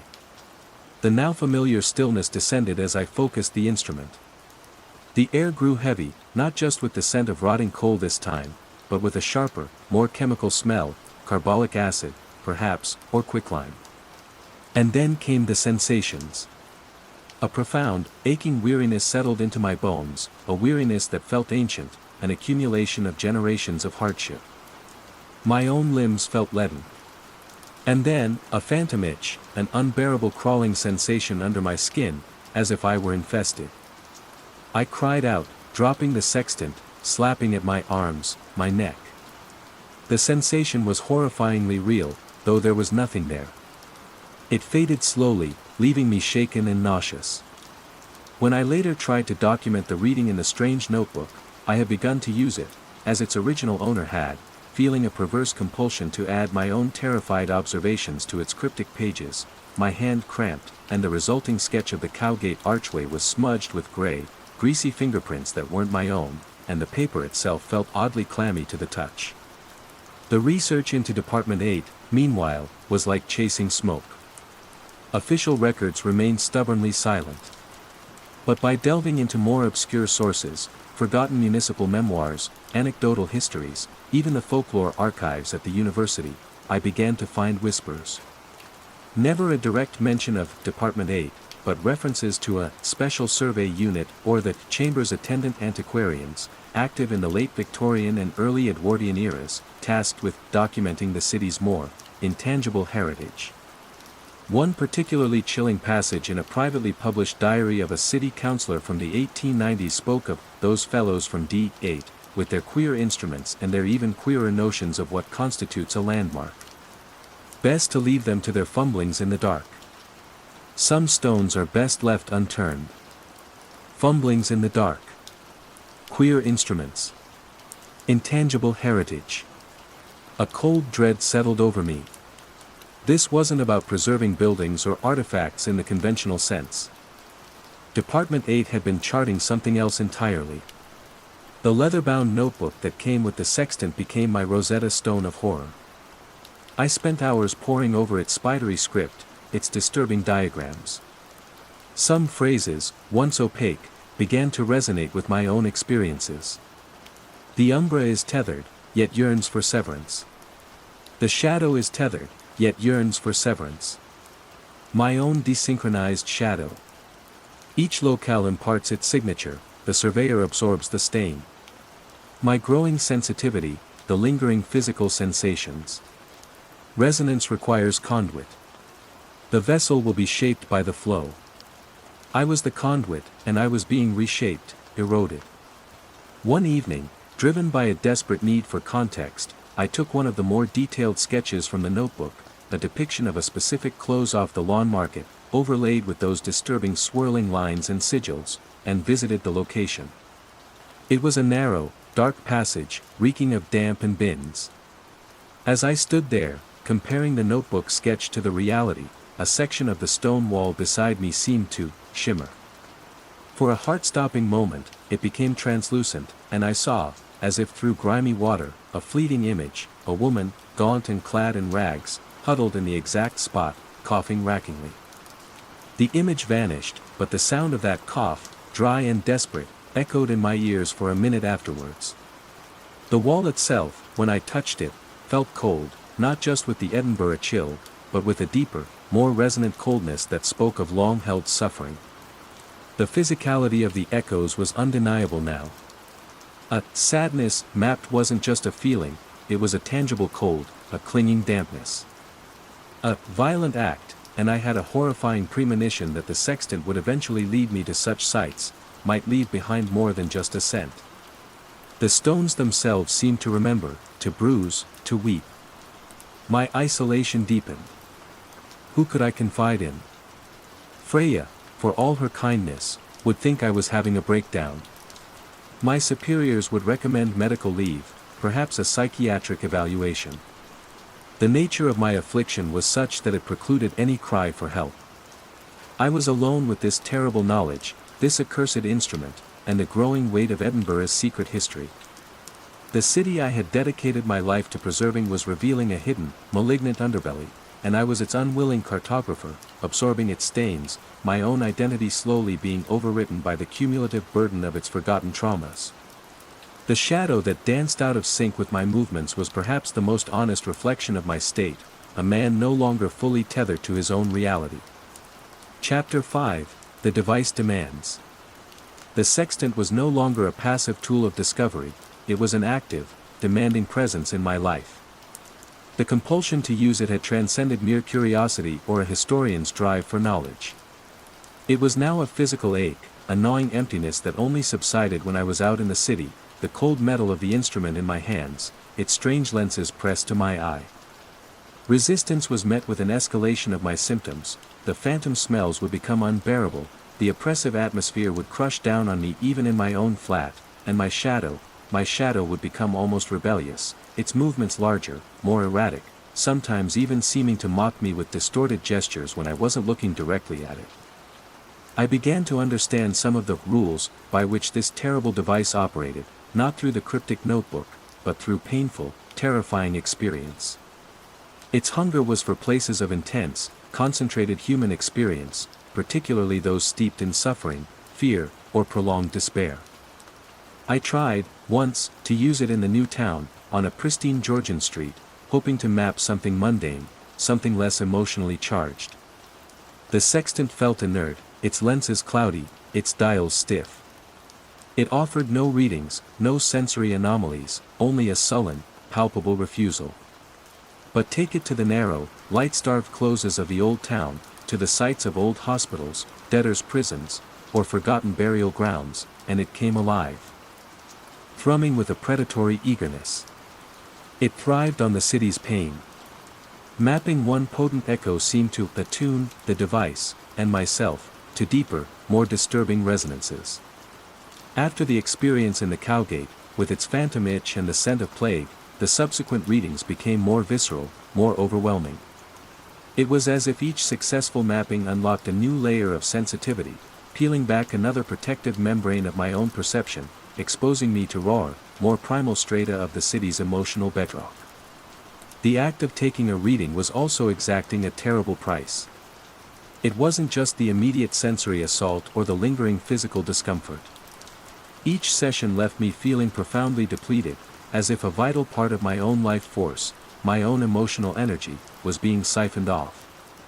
My memories felt increasingly hazy, my own personality becoming a faded watercolor. I would look in the mirror and see a gaunt stranger with haunted eyes, the lines of stress and fear etched deeply into his face. The vibrant, inquisitive historian was being hollowed out, replaced by a nervous, trembling wreck. The surveyor absorbs the stain, the notebook had warned. The stain was spreading, consuming me from within. And the mapped locations, they were changing. The echoes I awakened were not fleeting. The Cowgate archway, when I nervously revisited it days later, drawn by a morbid compulsion I couldn't resist, retained that deep, resonant chill and the faint, lingering scent of carbolic acid. The air beneath it felt permanently heavy, charged with a static of old suffering. It was as if the act of mapping didn't just record the echo, but somehow amplified it, anchored it more firmly to the present, creating a festering psychic wound in the urban landscape. My shadow's behavior became increasingly alarming. It was no longer just lagging or making small, independent movements. Sometimes, when I was deeply engrossed in a task, I would catch it out of the corner of my eye, detaching itself further from the wall, its form becoming almost three-dimensional, its edges darker, more defined. On one horrifying occasion, as I sat at my desk, exhausted and despairing, I saw its hand reach out, not towards the books as before, but towards me, its shadowy fingers elongating, almost touching my own arm before I cried out and leaped back, causing it to snap back to the wall, once again a mere, albeit desynchronized, silhouette. It yearned for severance, and perhaps, for something more.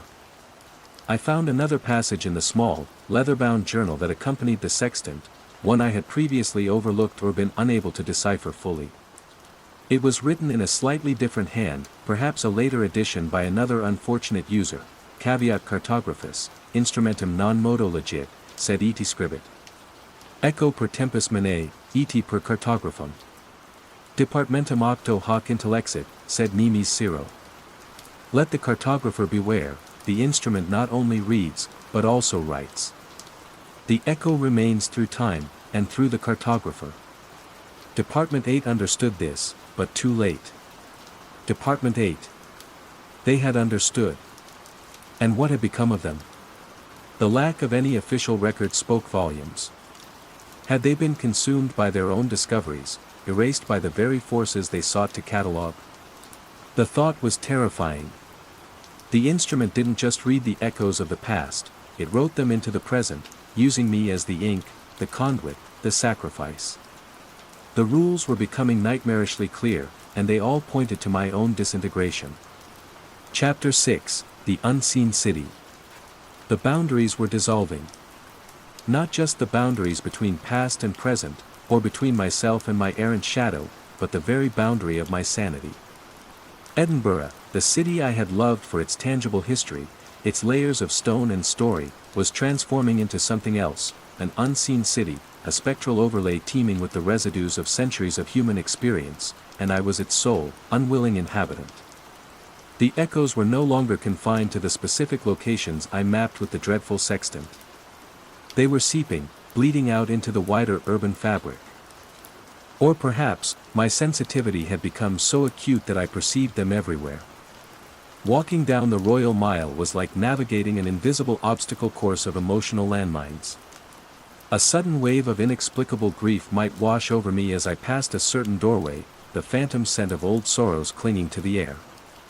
Turning a corner into a sunlit square, I might be hit by a fleeting cacophony of ghostly laughter and shouts, or a whisper of ancient fear that made the hairs on my arms stand on end. My small flat, high up in a tenement overlooking the meadows, once my sanctuary, became a place of torment. The chill I'd first felt in the Cowgate archway seemed to have followed me home, settling into the corners of my rooms, a persistent, bone-aching cold that no amount of heating could dispel. Phantom smells would drift through the air, the rotting coal, the carbolic acid, sometimes a new, equally unsettling aroma, like stale incense or dried blood, presumably echoes from locations I hadn't even consciously mapped yet, but which the device, or my heightened senses, were already tuning into. My shadow became a constant, silent tormentor. Its independence grew more pronounced, more audacious. Sometimes, I would wake in the dead of night to see it detached from the wall, a vaguely humanoid shape of deeper darkness standing in the corner of my bedroom, watching me. It never spoke, never made a sound, but its presence was a suffocating weight, a silent accusation. When I would switch on the lamp, it would retreat, merging back with the shadows cast by the furniture, but the sense of its malevolent awareness lingered. The umbra is tethered, yet yearns for severance. I feared what would happen if that severance became complete. Would it become a separate entity? Would it try to replace me? Sleep offered no respite. My dreams were a maelstrom of fractured images from Edinburgh's history, not the grand events, but the small, personal tragedies, the quiet desperations.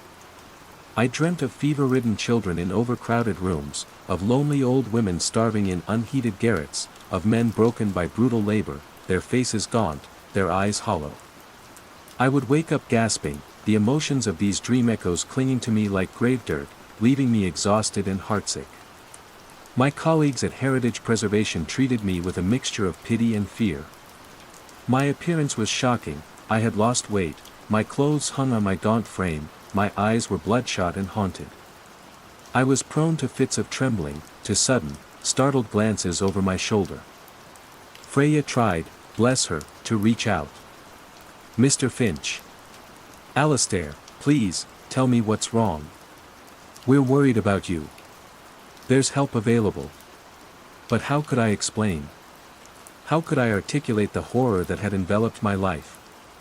That I was being consumed by the city's psychic detritus, that my own shadow was becoming a separate, menacing entity, all thanks to a forgotten instrument from a non-existent department. They would have me committed, and perhaps, in a way, they would be right.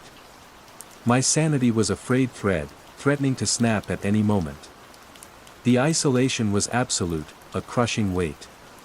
I was adrift in a sea of unseen horrors, the only one capable of perceiving this unseen city, yet utterly powerless to stop its encroachment. The sextant lay in its trunk, a silent, malevolent god, demanding its sacrifices. And I, its high priest, was being inexorably reshaped, hollowed out, my own identity fading as I became a living repository for Edinburgh's darkest memories. The seepage was complete, the unseen city had claimed me as its own. The historian who sought to preserve the past was now being devoured by it. Chapter 7, The Vaults of Damnation. The device, the cursed sextant, began to exert a more specific, undeniable pull. It wasn't just a general hunger for sights of suffering anymore, it was directing me, with pinpoint accuracy, towards one of Edinburgh's most notoriously haunted and historically bleak locations, the South Bridge Vaults. These subterranean chambers, built in the arches of the South Bridge in the late 18th century, had a grim history. Initially intended for taverns and workshops, they quickly degenerated into slums, brothels, and the lairs of criminals. Stories of illegal whiskey distilleries, body snatchers storing their gruesome wares, and unspeakable acts of violence clung to their damp, lightless stones. If any place in Edinburgh was a concentrated sump of human misery and malevolence, it was here. The compulsion was terrifyingly strong, a physical sickness that twisted my gut, a relentless thrumming in my skull that only intensified the closer I got to the vaults. My shadow, as if sensing the impending horror, became agitated, flickering and elongating, sometimes detaching almost completely from the walls as I walked, a dark, distorted harbinger. I gained access to a section of the vaults not usually open to the public, using my heritage preservation credentials. Claiming a need for structural integrity assessment of historically significant subterranean spaces. The custodian, a taciturn old man named Jacques, gave me a skeptical look but handed over the keys, muttering something about some places being best left to the rats and the dark. Descending into the vaults was like stepping into a cold, damp tomb. The air was thick, heavy with the smell of mildew, stagnant water, and something else, an ancient, cloying sweetness, like rotten fruit and decay. The only light came from my heavy-duty torch, its beam cutting a swathe through the oppressive darkness, revealing rough-hewn stone walls, arched ceilings dripping with moisture, and earthen floors littered with debris. The sextant in my satchel felt like a block of ice, vibrating with an almost ecstatic intensity. My hands trembled as I took it out. The moment its lenses were exposed to the Stygian gloom of the vaults, the atmosphere plunged. The temperature dropped precipitously, my breath misting in the torchlight. The silence, already profound, became absolute, a suffocating void that pressed in on my eardrums. I raised the instrument, its unlabeled dials already seeming to turn of their own accord, aligning with some unseen horror. I didn't even need to look through the eyepiece at first. The echo slammed into me with physical force. A wave of utter desolation, so profound it buckled my knees. It was followed by a surge of raw, brutal aggression, a murderous rage that wasn't mine, yet filled me, making my fists clench, my teeth grind. My torch beam flickered erratically. The shadows in the corners of the vault seemed to deepen, to writhe, to coalesce into indistinct, menacing shapes. And then I heard it. Not a whisper, not a sigh, but a chorus of guttural growls, of pained moans, of desperate, muffled screams, seeming to emanate from the very stones, from the cold, damp earth beneath my feet. I forced myself to look through the sextant's lenses. The vault before me dissolved. I saw flickering images, a cramped, squalid room, lit by a single guttering candle. Men with brutal faces, hunched over a table, gambling. A woman, her face bruised, weeping in a corner. Then, a flash of violence, a knife, a scream, a dark stain spreading on the floor. The images came in a torrent, disjointed, terrifyingly vivid, a montage of centuries of cruelty, despair, and sudden, brutal death. And then, one of the figures in this spectral tableau, a hulking man with empty, shadowed eyes, turned. His gaze, filled with an ancient, predatory malice, locked onto mine through the lenses, through the veil of time. He saw me. A hideous, silent laugh seemed to stretch his spectral lips. He raised a shadowy hand, not in a wave, but in a gesture of summons, of ownership. A searing pain shot through my head, as if an iron band were tightening around my skull. The sextant grew burning hot in my hands, then ice cold. The chorus of moans and screams intensified, swirling around me, trying to drag me down. I felt a presence, ancient and utterly evil, focusing on me, reaching for me from the depths of the vault's accursed history. This was different from the Capella das Almas Perdidas in the Lisbon story, or any other echo I had encountered. This wasn't just a residue, it was an intelligence, a malevolent consciousness, a composite entity born of the accumulated evil of this place. And the sextant wasn't just mapping it, it was acting as a beacon, a doorway. Ok a mapido a despertado. I had awakened something truly monstrous. My shadow, in this moment of ultimate terror, detached completely. It peeled away from the wall, a solid, three-dimensional figure of pure darkness, taller than me, its form vaguely mimicking mine but distorted, elongated, its head turning with slow, deliberate movements to face the same direction as the spectral, summoning figure in my vision. It was no longer my echo, it was its echo. I screamed, a raw, tearing sound lost in the cacophony of the damned. This was no longer about preserving history, it was about surviving it. The vaults were not just a repository of the past, they were a gateway, and Department 8's cursed instrument had just thrown it wide open. Chapter 8, The Tyranny of the Device. The confrontation in the South Bridge vaults had irrevocably altered the terms of my horrifying contract with the sextant and the unseen city. The entity I had glimpsed, the coalesced malevolence of that accursed place, had not been a passive echo. It had been aware, predatory, and it had seen me. The experience left me shattered, teetering on the brink of utter mental collapse. My shadow was now a separate, silent entity.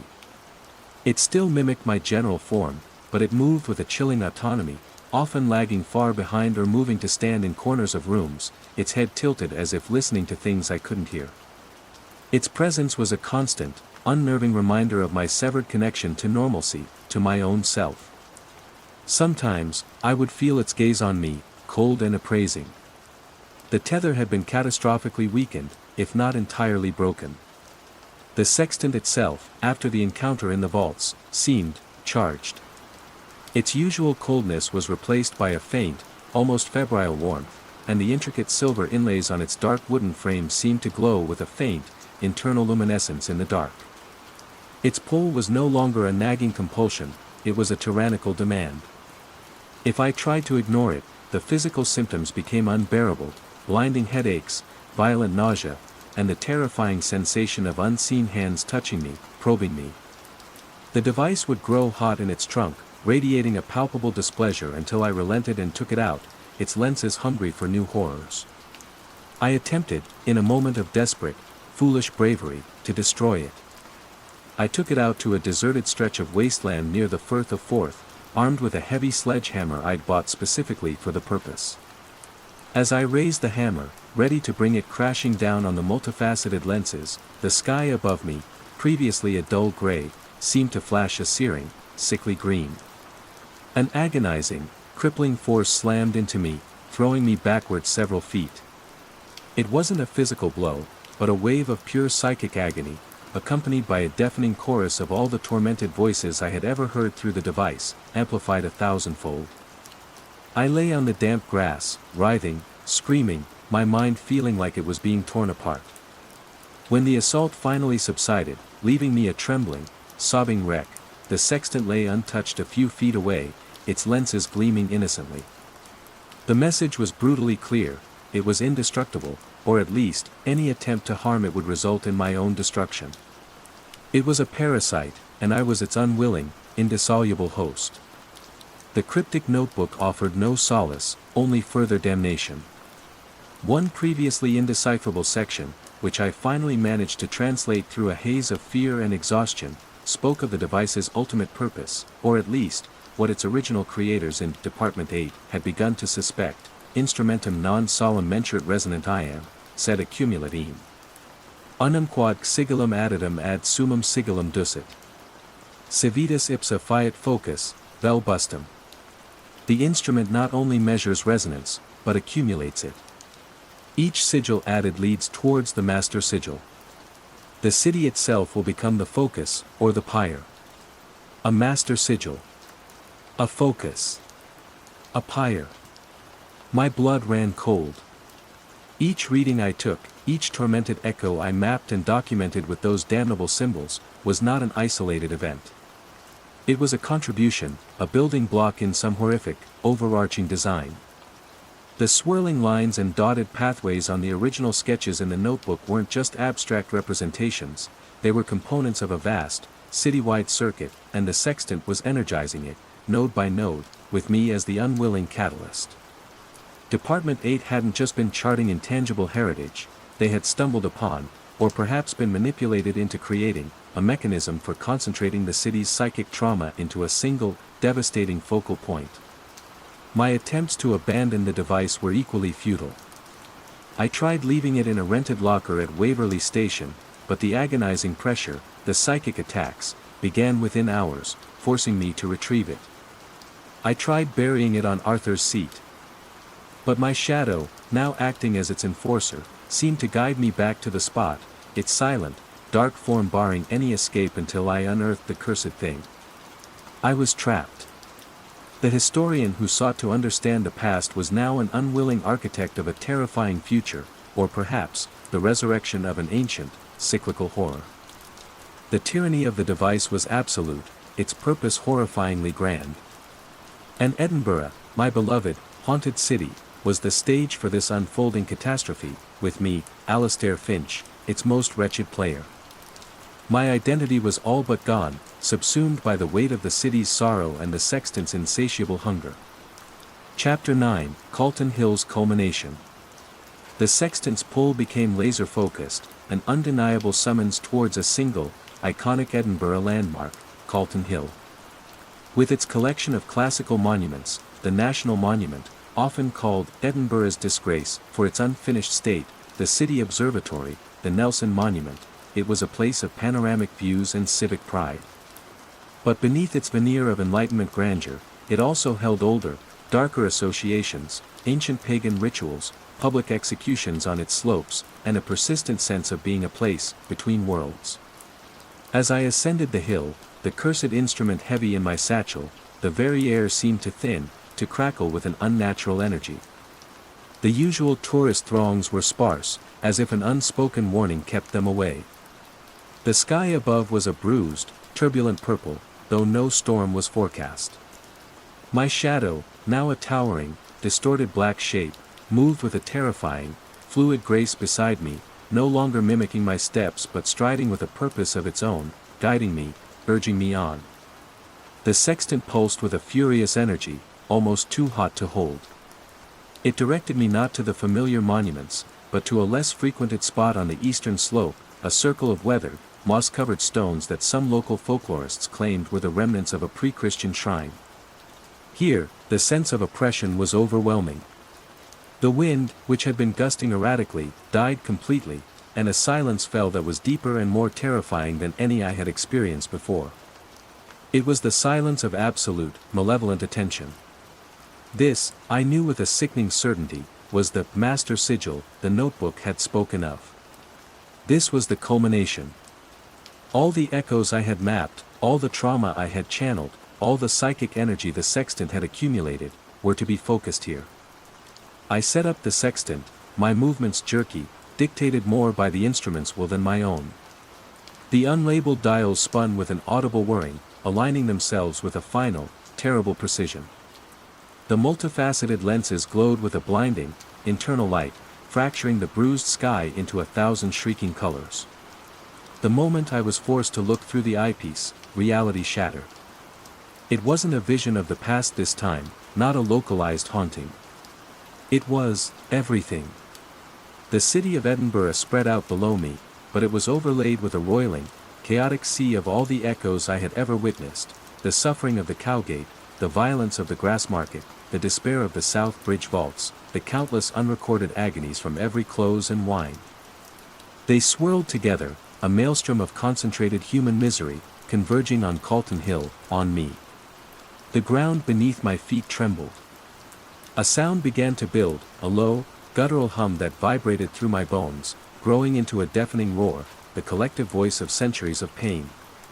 From the center of the stone circle, a column of blackness began to rise, not smoke, but a pillar of tangible shadow, coalescing, drawing in the spectral energies from the city below. It was the master echo, the city's concentrated trauma given form, preparing to fully manifest, to become the focus, or the pyre. My shadow, my former shadow, detached itself completely and glided towards this rising pillar of darkness, merging with it, becoming part of its terrifying substance. It had found its true master. Despair, absolute and soul-crushing, threatened to obliterate me. I was the final conduit. The catalyst for this urban apocalypse. But then, a spark, not of defiance, but of desperate, mad inspiration. The notebook's warning, instrumentum non modo legit, said et scribit. The instrument not only reads, but also writes. If it could write this horror into being, could it also, unwrite? Or miswrite? My own observations, my terrified additions to the Department 8 notebook, flashed in my mind. I hadn't just recorded the echoes, I had, in my fear and confusion, sometimes mislabeled symbols, drawn lines that didn't quite match the originals, introduced my own chaotic interpretations into the sacred, terrible geometry of the device. Could my own flawed, human interference be the key? With trembling hands, I fumbled for the dials on the sextant. They resisted, locked into their apocalyptic alignment. But I forced them, my fingers screaming in protest against the immense pressure. I twisted them randomly, deliberately disrupting the patterns, inputting contradictory sigils, feeding the instrument not the pure, refined trauma it craved, but a garbled, chaotic mess of my own fear and confusion. I began to shout, not the names of places or emotions, but nonsense phrases, lines from half-forgotten poems, snatches of children's rhymes, anything to break the terrible coherence of the ritual. The owl and the pussycat went to sea. To be or not to be. All around the Calton Hill, the ghosties chased their fill. The rising pillar of blackness faltered. The deafening roar fractured, discordant notes of confusion entering its terrible symphony. The sextant in my hands began to shudder violently, emitting a high-pitched, agonized shriek, like tortured metal. The light in its lenses flickered, sputtered, then dimmed. The intricate silver inlays on its frame, which had been glowing, pulsed erratically, then went dark. The pillar of shadow convulsed, then, with a sound like a universe imploding, it collapsed in on itself, sucked back into the earth as if it had never been. The oppressive silence returned, but it was different now, tinged with a bewildered emptiness. I fell to my knees, every ounce of strength gone, my mind a hollow, ringing void. The sextant clattered from my nerveless fingers onto the damp grass. It looked dull, lifeless, its lenses clouded, its metal tarnished. It felt broken. Or perhaps, merely dormant, its terrible circuit overloaded, its grand design scrambled by the desperate, irrational actions of its final, unwilling cartographer. I had survived. Edinburgh had survived. But the victory, if it could be called that, was hollow, born of madness and desperation, not courage or understanding. The unseen city had been pushed back, for now, but its echoes still resonated deep within the stones, and deeper still, within me. Chapter 10, The Historian's Haunting. The aftermath on Calton Hill was one of stark, unnerving stillness. The bruised sky slowly lightened to a typical Edinburgh grey. The wind returned, whispering mournfully through the monuments, but the oppressive, malevolent presence was gone. The sextant lay on the grass, inert, cold, its intricate mechanism seized, its lenses milky and opaque. It looked like a relic, finally drained of its terrible power, or perhaps, merely feigning death. I didn't dare touch it for a long time. Eventually, with a revulsion that went bone deep, I wrapped it in my jacket and carried it away. I couldn't destroy it, I knew that from bitter experience. Nor could I simply discard it. It felt like a part of me, a cancerous growth I was cursed to bear. I took it back to the deepest, most forgotten chamber in Mary King's Close, to the very alcove where I had found its trunk. I placed it inside, alongside the cryptic notebook, and then, using loose stones and crumbling mortar I found nearby, I sealed the alcove, creating a crude, desperate cairn. It was not a solution, only a reinterment, a prayer that it would remain undisturbed for another lifetime, or preferably, an eternity. My life did not return to normal. There was no normal left for me. I tendered my resignation from the Heritage Preservation Department, offering no explanation beyond personal reasons. My colleagues, particularly Freya, expressed concern, but there was also an undeniable relief in their eyes. I had become a specter in their midst, a walking embodiment of some unseen malady. My shadow, it did not fully return. What trailed behind me now was a faint, wispy distortion, a pale imitation of a true shadow, often lagging, sometimes flickering out of existence altogether for brief moments. It was a constant reminder of what I had lost, of the part of me that had merged with that terrible darkness on Calton Hill, or that had simply been consumed by the sextant. Edinburgh, the city of my birth, my passion, was forever changed. I could no longer see its historic streets, its grand buildings, its shadowed closes, without the accompanying whisper of the unseen city. The echoes were fainter now, less aggressive, but they were still there, perceptible only to me. A lingering scent of rotting coal on the Canongate, a fleeting sensation of cold despair in a Cowgate archway, the distant murmur of ghostly crowds in the Grassmarket. The city was a palimpsest of trauma, and I was cursed with the ability to read its most painful, overwritten layers. I became a recluse in truth, rarely venturing out, my small flat my fortress and my prison. The academic curiosity that had once driven me was extinguished, replaced by a profound weariness and a lingering, bone-deep fear. The historian who had sought to illuminate the past had been dragged into its darkest recesses and had barely escaped with his sanity, if not his soul, intact. Sometimes, in the dead of night, I think I can feel a faint, cold pulse emanating from the direction of the city chambers, from the depths of Mary King's Close. A reminder that the device, Department 8's cursed legacy, is still there. Waiting. Dormant, perhaps, but not dead. The master sigil may have been disrupted, the focus averted, but the potential remains. The city itself, with its weight of centuries, is a vast, untapped reservoir of psychic energy. Perhaps one day, another curious soul will stumble upon that sealed alcove. Perhaps the call of the sextant will become too strong for even its stone prison to contain. Or perhaps Edinburgh, in its own slow, inexorable way, will simply build new layers over the old, and the horror of Department 8 and its terrible instrument will be forgotten once more. But I will not forget. I am Alastair Finch, the historian who saw too much, who mapped the city's nightmares and became one of its lingering ghosts. The unseen city is my constant companion, its whispers a soundtrack to my solitary existence. The price of knowledge was steeper than I could ever have imagined, and the haunting of Edinburgh is now, and forever, my own. Chapter 1, The Brass and the Blues. My name is Sam Baptiste, and I wade through the city's underbelly, not literally, mostly, but through its paper guts.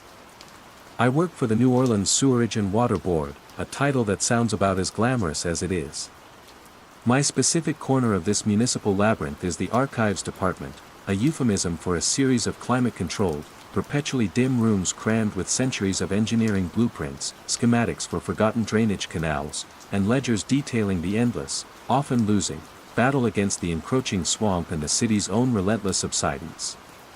My current project is a Sisyphean task, digitizing these brittle, sprawling documents, translating the elegant copperplate and spidery annotations of long-dead engineers into the cold, sterile language of pixels and metadata.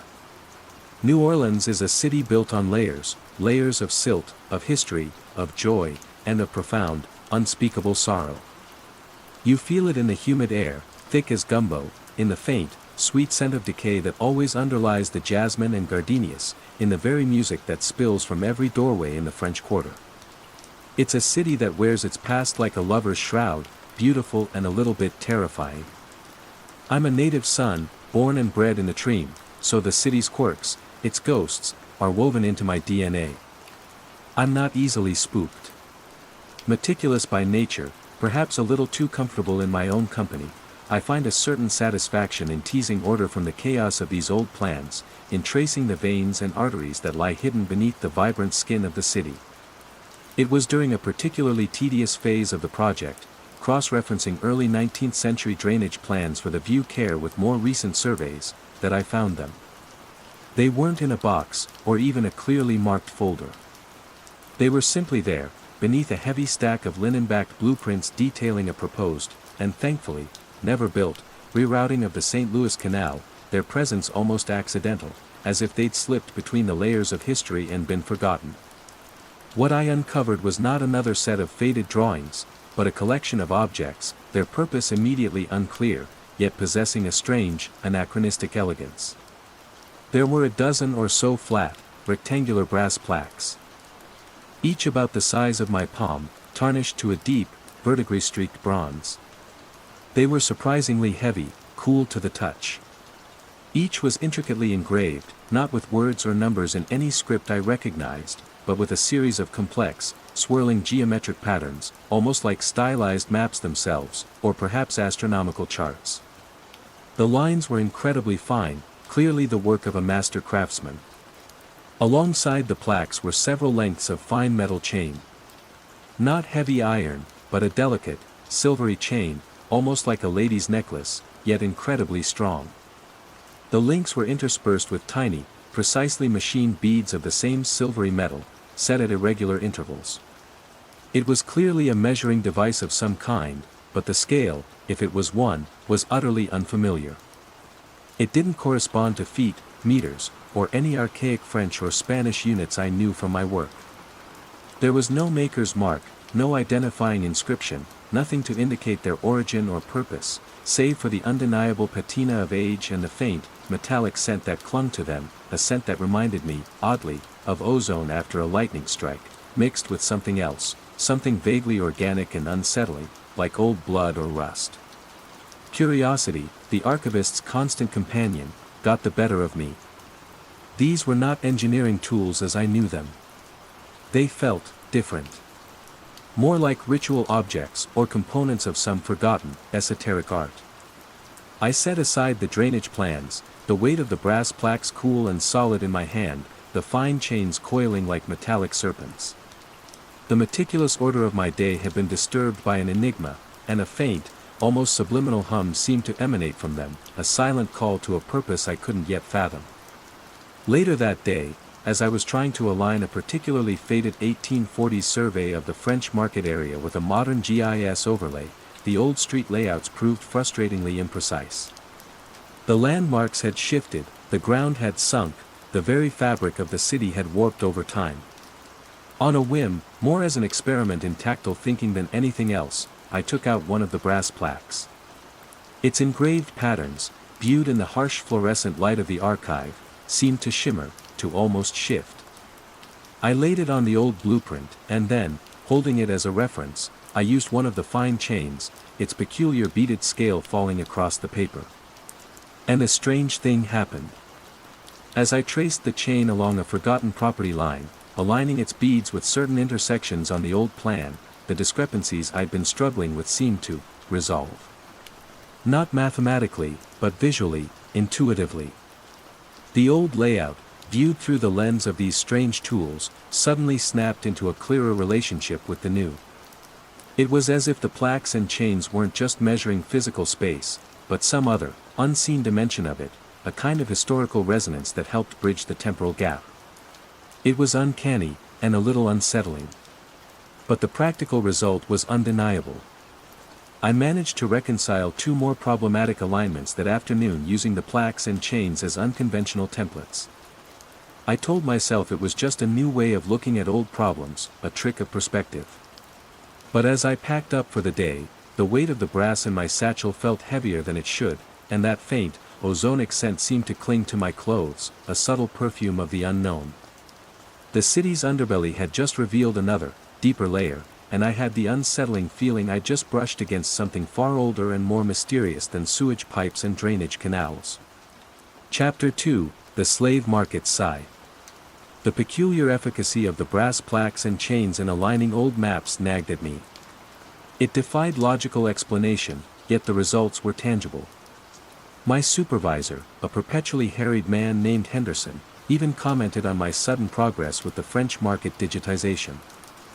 "Finally got your eye in, Baptiste," he'd said, oblivious to the strange tools I now kept discreetly in my desk drawer. The compulsion to understand them, to test them further, grew. It wasn't a conscious decision.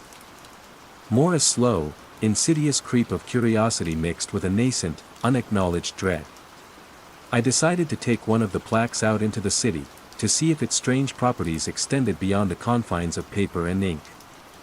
I chose a location steeped in New Orleans' most painful history, the site of a former slave market. There are several such places, their exact boundaries often blurred by time and redevelopment, their presence a heavy, unspoken shadow over the city's vibrant facade.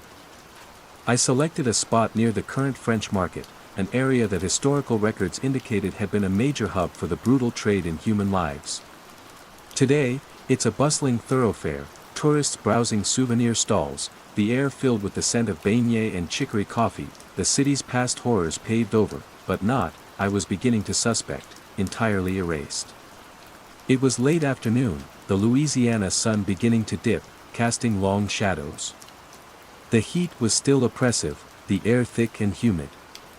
I found a relatively quiet spot near a weathered brick wall, part of an old warehouse. Taking a deep breath, I removed one of the brass plaques from my satchel. It felt cool, almost cold, in my hand, despite the sweltering heat. Following a half-formed instinct, born from my experiments with the blueprints, I pressed the plaque against the brick wall. Its engraved surface seemed to almost cling to the rough texture. I held it there for a minute, feeling foolish, a grown man pressing a piece of old brass against a wall in public. Nothing happened. Or so I thought. Then, subtly, the atmosphere shifted. The raucous sounds of the nearby market, the chatter, the music, the clatter of commerce, seemed to recede, as if a thick veil had been drawn between me and the present. The air grew heavier, more suffocating. The already intense heat seemed to intensify, pressing down on me, stealing my breath. And with it came a smell, not of coffee and sugar, but of something acrid and deeply unsettling, the scent of unwashed bodies, of fierce sweat, of despair, overlaid with the faint, sickly sweet aroma of decaying vegetation, like the swamp itself breathing its sorrows into the city. My heart began to hammer against my ribs.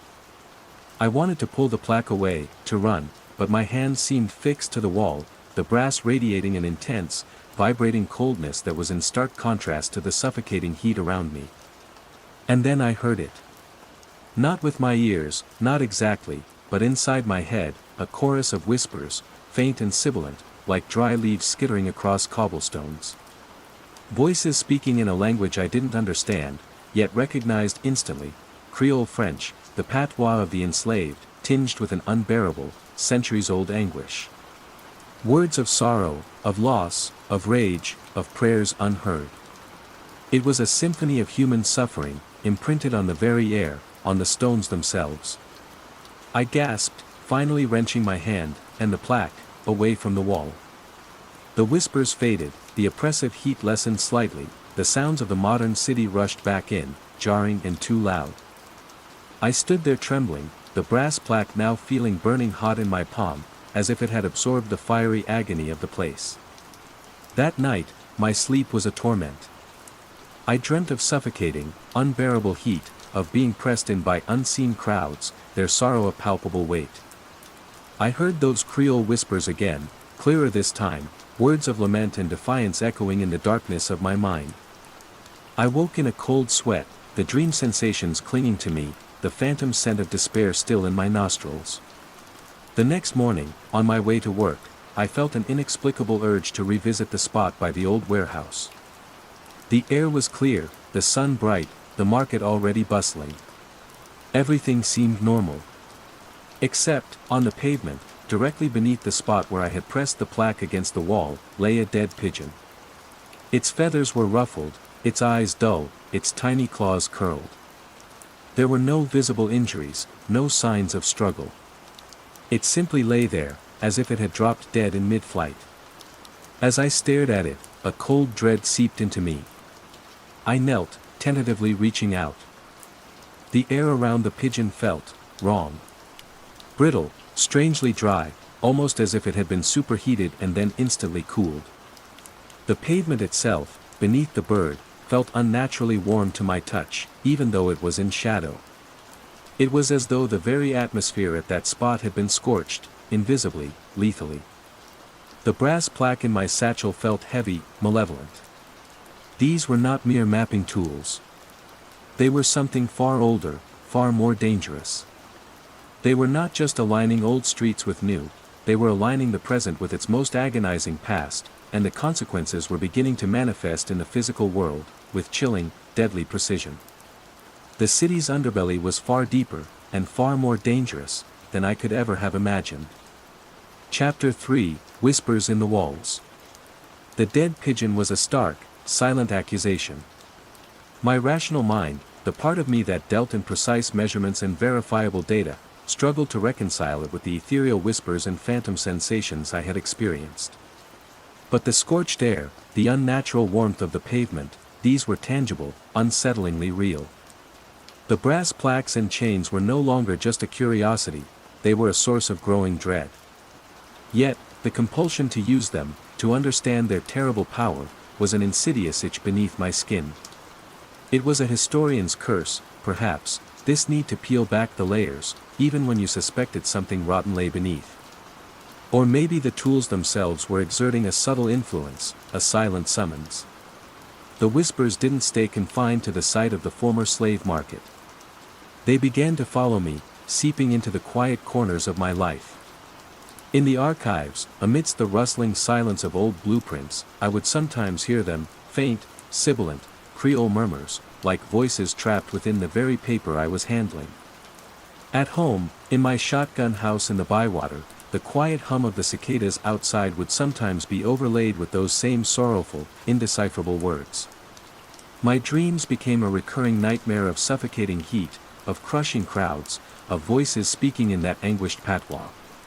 I would wake up gasping, my sheets soaked with sweat, the phantom sense of despair and scorched air clinging to my senses.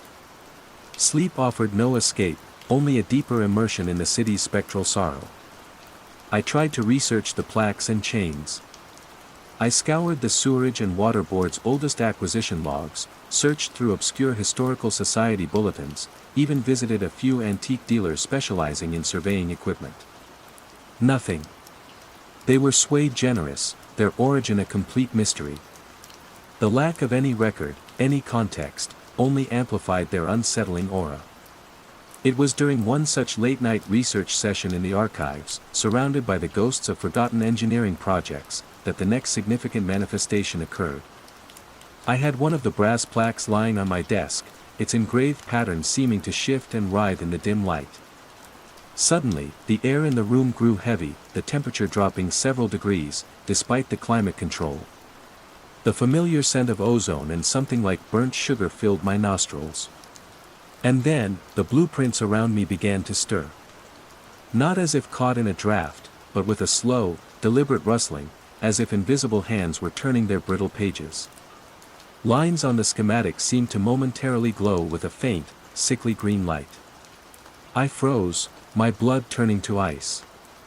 From the walls themselves, from the towering shelves of rolled maps, came a chorus of whispers, louder this time, more insistent, a cacophony of sorrowful Creole voices, overlaid with something else, a low, guttural moaning, a sound of profound, elemental suffering. A wave of dizziness washed over me. The room seemed to tilt, the shelves to lean in. I felt an immense pressure in my head, as if the accumulated grief of centuries was trying to force its way into my mind. I squeezed my eyes shut, clutching the edge of the desk, praying for it to stop. When I dared to open them again, the rustling had ceased. The whispers had faded to a barely audible murmur. The air was still cold. The strange scent lingering, but the intense pressure had eased. I was left trembling, my heart pounding, a cold sweat drenching my shirt. The experience terrified me, but it also solidified a horrifying suspicion. The plaques weren't just passively recording or reflecting past trauma. They were actively drawing it out, amplifying it, giving it a voice, a presence. And the archives themselves, repositories of the city's physical memory, were becoming a conduit. The whispers weren't just in my head, they were in the walls, in the paper, in the very fabric of the place.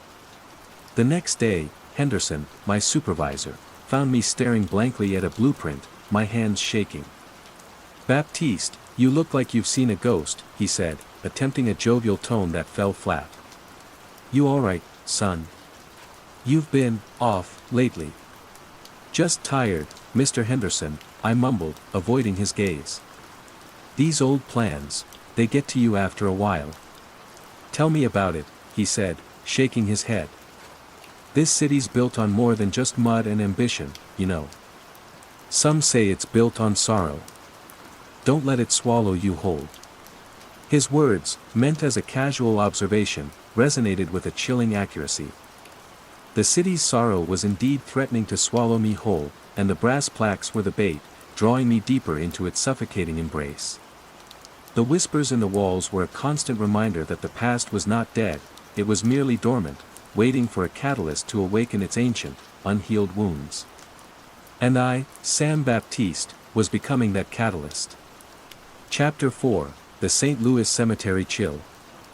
The plaques and chains now exerted a constant, low-level thrum in my awareness, a siren song of sorrow and revelation. Resisting their pull was becoming increasingly difficult, like trying to swim against a powerful, unseen current. My dreams were filled with the suffocating heat, the Creole whispers, and now, increasingly, with images of the engraved patterns on the brass, swirling, shifting, forming new, terrifying configurations. Driven by this relentless compulsion, and a morbid desire to understand the extent of their power, I decided to test them in one of New Orleans' most iconic and historically saturated locations, St. Louis Cemetery No. 1. With its crowded, crumbling above-ground tombs, its labyrinthine pathways, and its centuries of interred souls, it was a city of the dead within the city of the living, a place where the veil between worlds felt exceptionally thin. I chose a late afternoon, hoping to avoid the bulk of the tourist groups. The Louisiana sun beat down, but within the narrow alleyways between the tombs, a peculiar chill always lingered, a damp, earthy coolness that clung to the ancient brick and plaster. The air was thick with the scent of decaying flowers, damp stone, and the faint, sweetish odor of something older, more elemental. I found a secluded spot near a particularly ancient, unadorned family vault, its plaster cracked and stained, its iron gate rusted shut. My heart pounded a nervous rhythm against my ribs. Taking out one of the brass plaques, I hesitated. The experience at the slave market site, the dead pigeon, the whispers in the archive walls, they were stark warnings. But the pull was too strong. With a trembling hand, I pressed the plaque against the cool, crumbling plaster of the tomb. For a moment, nothing. Then, the familiar shift. The ambient sounds of the city beyond the cemetery walls, the distant blare of a saxophone, the rumble of the streetcar, faded into an oppressive silence. The air grew heavy, the peculiar chill intensifying, seeping into my bones. It wasn't just the coolness of stone and shade anymore, it was a profound, unnatural cold, a cold that spoke of the grave, of absolute stillness. And then, the visual distortion. The tomb before me seemed to shimmer, its solid form wavering as if seen through heat haze, despite the intense cold. The edges of the surrounding tombs blurred, the narrow pathways stretching and contracting like something alive. I felt a wave of intense vertigo, gripping the edge of the vault for support. The whispers started, but they were different here. Not the anguished Creole laments of the slave market, but a multitude of voices, layered, overlapping, French, Spanish, English, a soft, sibilant chorus of forgotten names, unfinished sentences, sighs of regret, murmurs of peace, and faint, chilling chuckles. It was as if the very dust of the cemetery had found its voice, a collective sigh of the city's myriad dead. Suddenly, one of the chains I still held in my other hand, one I hadn't intended to use, began to vibrate, its silvery links humming with a low, resonant frequency. It grew colder and colder, until it felt like a rod of ice against my skin. The tiny, precisely machined beads along its length began to glow with a faint, phosphorescent light, pulsing in rhythm with the chorus of whispers. I stared, mesmerized and terrified. The chain seemed to be reacting to the specific resonances of the cemetery, its peculiar scale measuring not distance, but something else, density of spirit, perhaps, or depth of memory.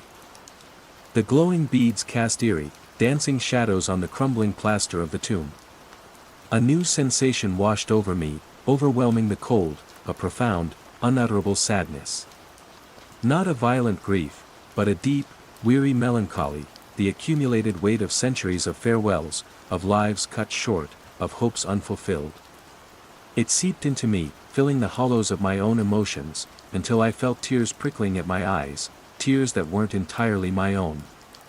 I don't know how long I stood there, immersed in that chilling, sorrowful symphony. It felt like an eternity. When I finally managed to pull the plaque away, to break the connection, the sensations receded slowly, reluctantly, leaving me drained, shivering, and steeped in a sadness that clung to me like the cemetery's damp chill. Back in my apartment, the experience replayed in my mind. The glowing chain, the chorus of ghostly voices, the overwhelming melancholy. The tools weren't just mapping specific traumatic events anymore, they were interacting with the broader spectral landscape of the city, tapping into its deepest currents of memory and emotion. The research into their origin, or into who might have created such things, remained fruitless. But I found a curious, oblique reference in an old, water-damaged journal I unearthed in a box of uncatalogued sewerage and water board miscellany from the late 19th century. It was the diary of a city surveyor, a man named Alcée Guérin. Amidst mundane notes about drainage gradients and levee stability, he wrote, "There are those who say the true lines of this city are not drawn in ink, but in spirit. They speak of les harmoniques du lieu, the harmonics of place, and of instruments that can read such things. Folly, no doubt. Yet, this city breathes with more than just mortal air. Les harmoniques du lieu. The harmonics of place." The phrase resonated with a chilling accuracy. The plaques and chains, these were instruments for reading those harmonics, for mapping the city's spiritual topography. And the more I used them, the more I realized I wasn't just an observer.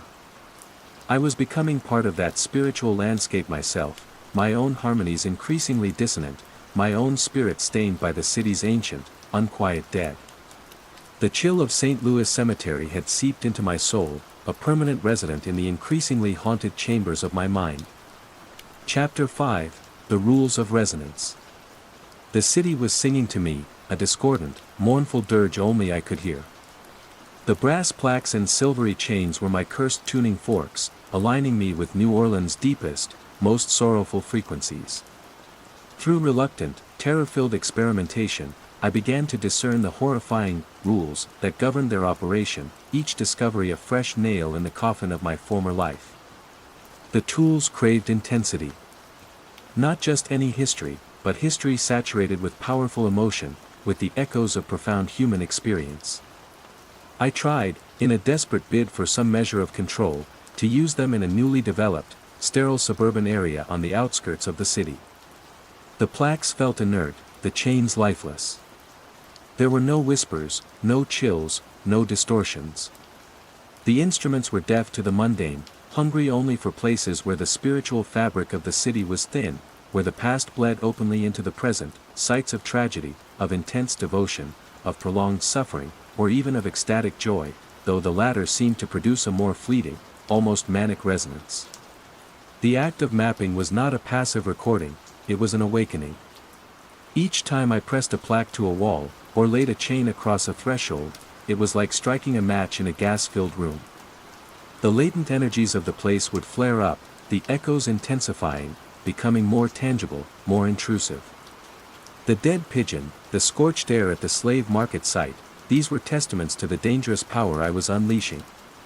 The whispers in the archive walls, the chilling presence in St. Louis Cemetery, these were not just observations, they were consequences. Ok a mapido a despertado, as the Lisbon cartographer's journal had warned. I hadn't read those words, but I was living their terrifying truth. There was a cumulative effect. Mapping one type of potent echo seemed to sensitize not just the tools, but me, to other, often deeper and more disturbing, resonances.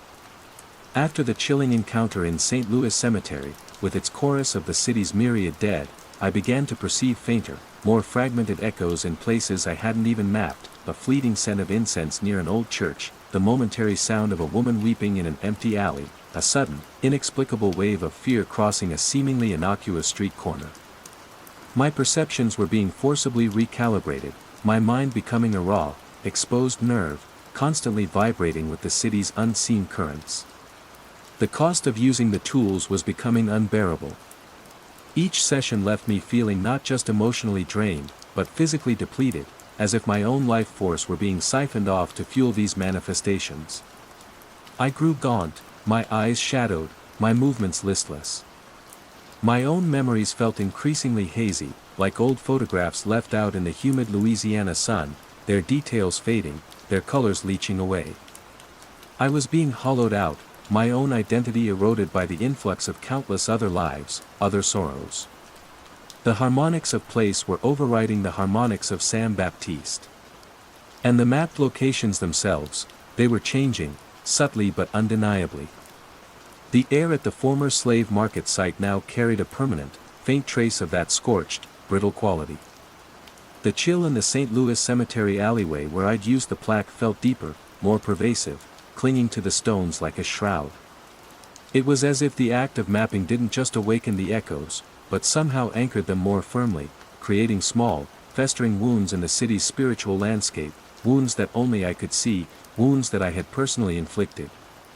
One terrifying evening, while working late in the archives, I was handling one of the silvery chains.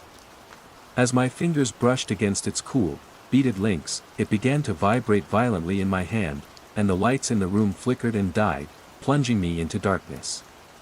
In the sudden, oppressive blackness, the beads on the chain began to glow with that eerie phosphorescence, casting dancing, distorted shadows on the towering shelves of blueprints.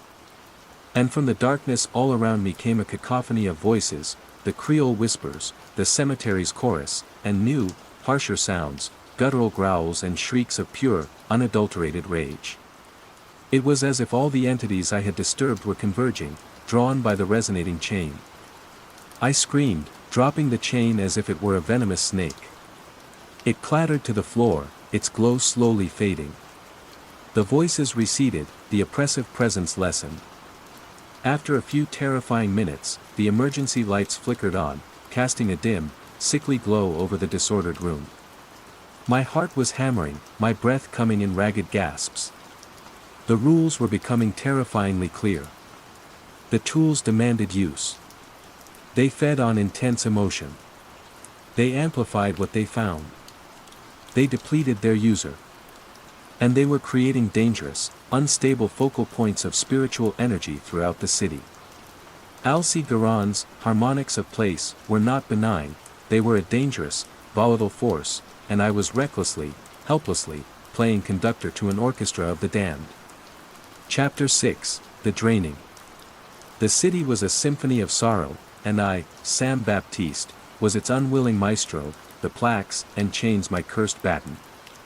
Each note I coaxed from the stones, each echo I amplified, drained something vital from me, leaving me a hollow shell, increasingly filled with the grief and rage of others. My physical deterioration was alarming. The rich, dark skin I'd inherited from generations of New Orleanians now had a gray, ashen undertone. My eyes, once quick and observant, were perpetually shadowed, haunted. I lost weight I couldn't afford to lose, my clothes hanging on my frame like a scarecrow's. A persistent tremor had taken root in my hands, making the delicate work of digitization almost impossible.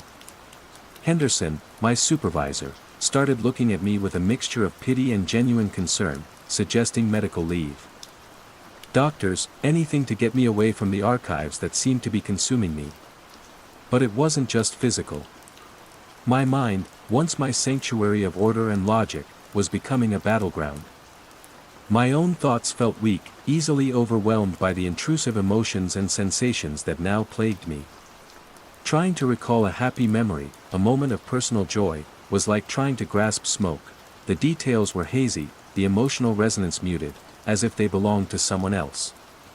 In their place were the vivid, visceral experiences of the echoes, the suffocating heat of the slave market, the bone-deep chill of the cemetery, the raw fury that sometimes surged through me in certain parts of the city, leaving me trembling and ashamed of an anger that wasn't my own. The harmonics of place were not just being mapped, they were being absorbed. I was becoming a repository for New Orleans' unexorcised trauma. The plaques, when I held them, no longer felt cool, they felt like leeches, drawing warmth, energy, me, into their engraved, brassy depths. The silvery chains, when they vibrated, sent shivers of sympathetic resonance through my own nervous system, leaving me jittery and raw. My apartment in the Bywater, once a colorful, vibrant space filled with local art and the scent of brewing coffee, began to reflect my inner decay. Dust gathered. Plants wilted, untouched. The air grew heavy, carrying the faint, persistent odors I now associated with the mapped locations, the scorched metallic tang, the sweetish scent of decay, the cloying aroma of old, unexpressed grief. Sometimes, I would hear faint whispers in the walls, the Creole laments mingling with the creaks and groans of the old house, as if my dwelling itself were becoming attuned to the city's sorrowful frequencies. Sleep was a nightly descent into the abyss. The dreams were relentless, suffocating heat, crushing crowds, the agonized chorus of voices, and increasingly, the swirling, hypnotic patterns of the brass plaques, drawing me deeper into a labyrinth of despair. I would wake exhausted, more drained than when I had gone to bed, the residue of the city's nightmares clinging to my waking thoughts. The most terrifying aspect was the loss of self. Who was Sam Baptiste? The meticulous archivist, the lover of jazz and spicy food, the quiet man who found solace in the city's hidden histories. He was fading, being overwritten by 1,000 other voices, 1,000 other sorrows. I felt like a photograph exposed to too much light, my own image becoming faint, transparent, almost invisible against the glaring backdrop of the city's pain. One afternoon, while attempting to use one of the plaques in a particularly grim alleyway off Bourbon Street, a place notorious in the 19th century for its desperate poverty and violent crime, the draining became terrifyingly acute. As the familiar oppressive atmosphere descended, as the phantom shouts and cries of a bygone era filled my senses, I felt a sudden, wrenching emptiness in my chest, as if a vital organ had been physically removed. My vision grayed at the edges. My legs buckled. I collapsed against the damp, slime-covered wall, the brass plaque falling from my nerveless fingers and clattering onto the cobblestones. It took all my remaining strength to push myself up, to retrieve the plaque, to stumble away from that accursed spot. The experience left me weak, nauseous, and consumed by a profound, existential dread. I wasn't just mapping the city's sorrow, I was feeding it, offering myself as a sacrifice on its altar of forgotten grief. The harmonics of place were a vampire, and I was its willing, dying victim. The city was drinking my soul, one echo at a time. Chapter 7, The Congo Square Convergence. The plaques and chains were no longer just guiding me, they were dragging me. The compulsion was a raw, physical need, an addiction that promised only deeper suffering. My depleted body and fractured mind were no match for their relentless pull. And now, they were leading me, with an undeniable, terrifying certainty, to a place of immense historical and spiritual significance in New Orleans, Congo Square. Located in what is now Louis Armstrong Park.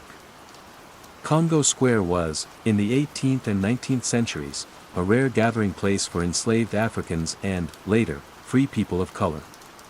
Here, on Sundays, they were permitted to practice their sacred music, dance their traditional dances, and connect with their ancestral heritage. It was a place of profound cultural expression, of spiritual resilience, of joy carved out of unimaginable hardship. But it was also a place shadowed by the ever-present reality of bondage, a space where freedom was fleeting, conditional.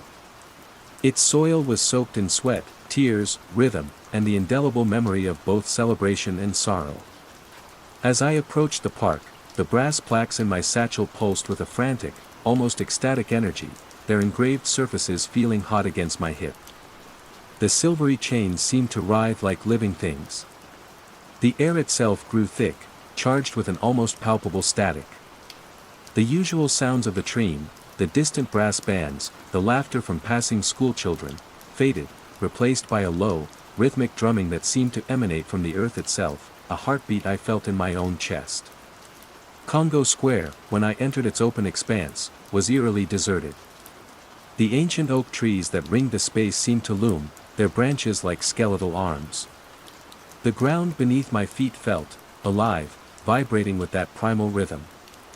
This was not like the contained sorrow of the slave market, nor the melancholic chorus of the cemetery. This was something older, deeper, a convergence of powerful, conflicting energies. The plaques practically leaped from my satchel. I didn't choose a spot, they guided my trembling hands, forcing me to lay them out on the packed earth in a specific, complex pattern, a pattern that mirrored one of the most intricate engravings on the original set, one I had never been able to fully decipher. The silvery chains uncoiled, slithering between the plaques, connecting them, forming a circuit of shimmering, malevolent beauty. The moment the final chain clicked into place, the drumming intensified, becoming a thunderous, all-encompassing roar that shook me to my core. The world around me dissolved. The familiar outlines of Armstrong Park vanished, replaced by a swirling vortex of images, ecstatic dancers, their bodies slick with sweat, moving to the relentless rhythm, faces contorted in spiritual fervor, in joyous release, in profound grief. I saw flashes of brutal overseers, of families torn apart, of whispered prayers for freedom, all overlaid, interwoven, with the defiant, life-affirming power of the drums, the dance, the song. The air crackled.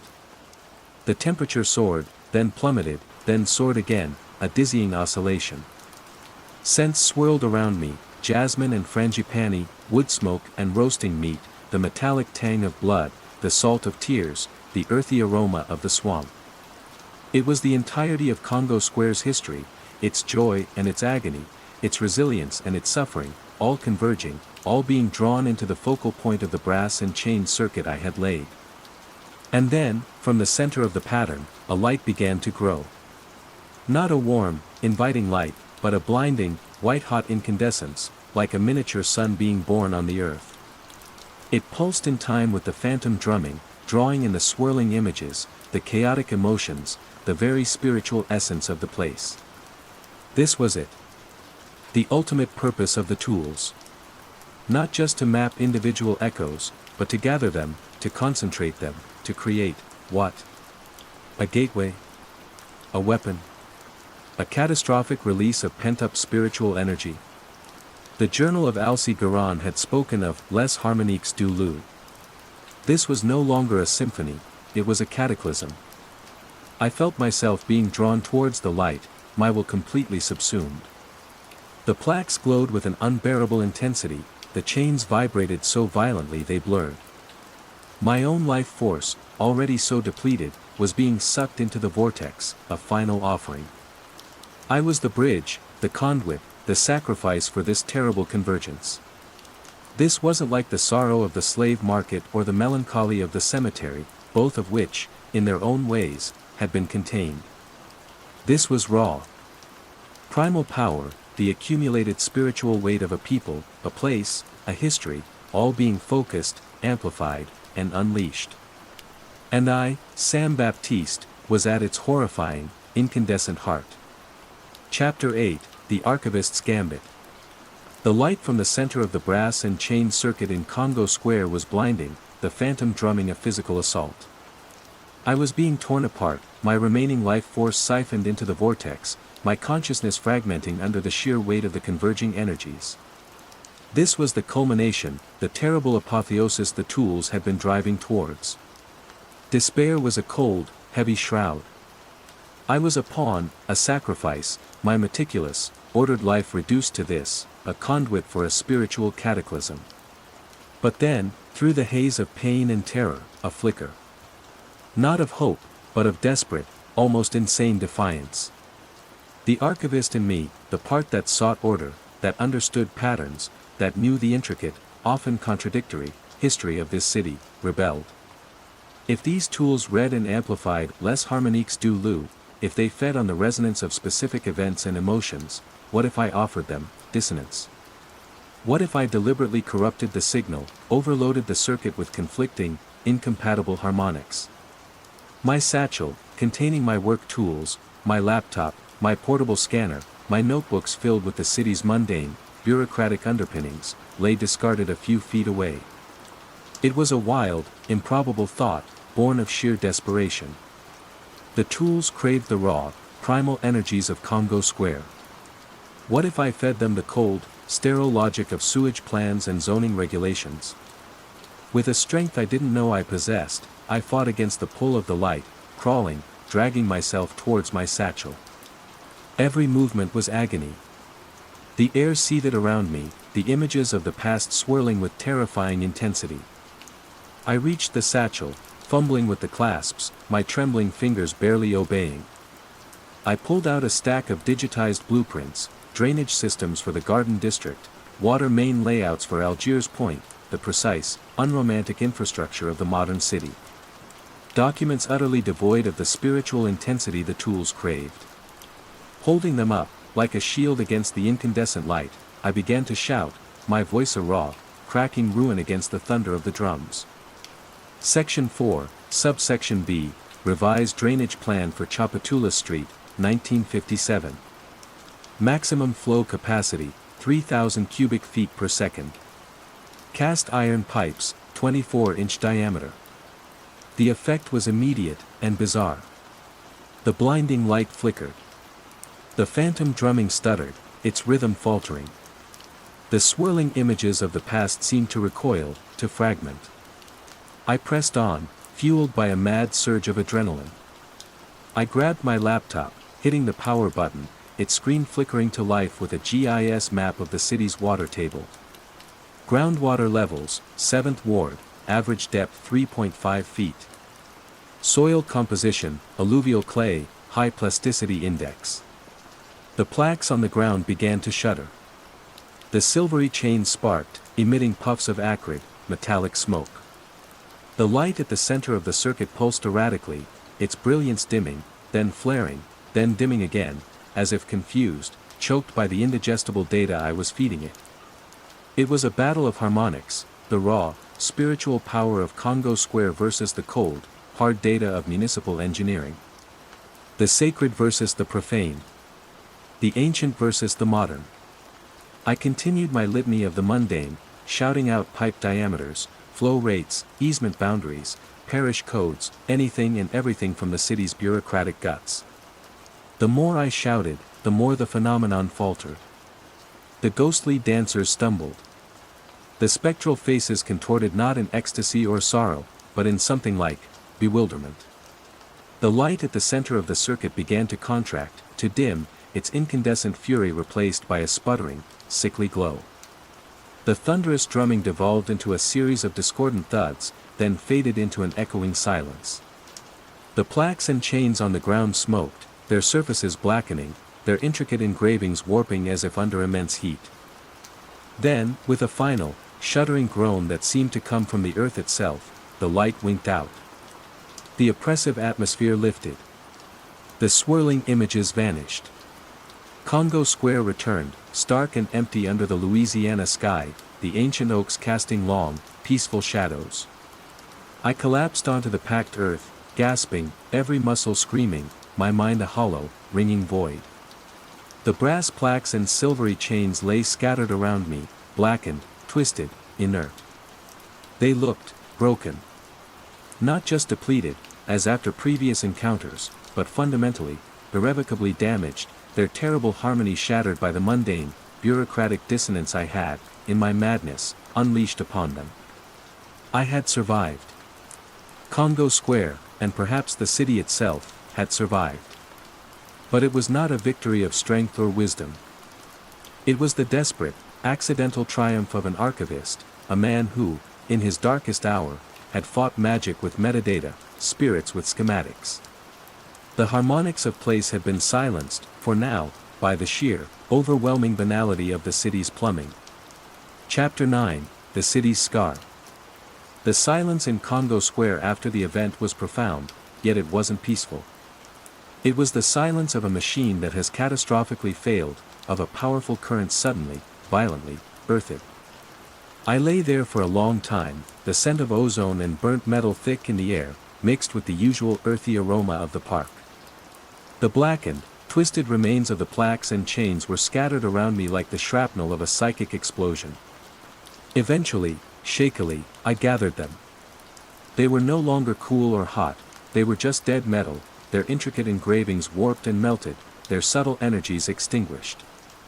They felt like nothing more than scrap, their terrible purpose seemingly burnt out of them. I didn't take them back to the archives. I couldn't bear the thought of them, even inert, being anywhere near those repositories of the city's memory. Instead, I took them to the banks of the Mississippi, near the Algiers ferry landing. There, one by one, I threw the blackened brass and twisted chains into the deep, muddy waters, watching them sink without a trace, swallowed by the river's implacable current. It felt less like a disposal and more like a burial at sea, a final, desperate attempt to return these cursed artifacts to the oblivion from which they had, perhaps, emerged. My life, however, could not be so easily cleansed.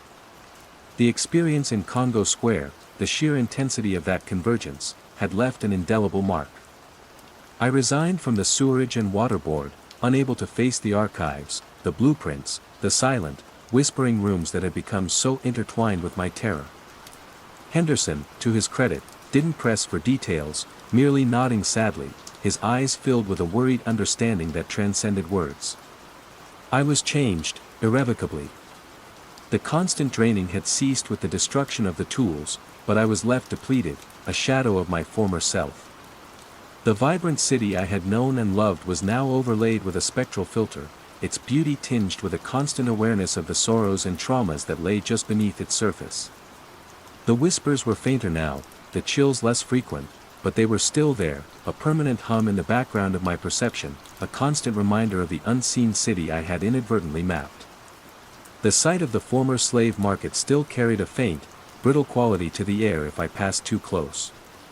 St. Louis Cemetery No. 1, when glimpsed from a distance, seemed to shimmer with a deeper, more resonant melancholy. And Congo Square. Congo Square was different.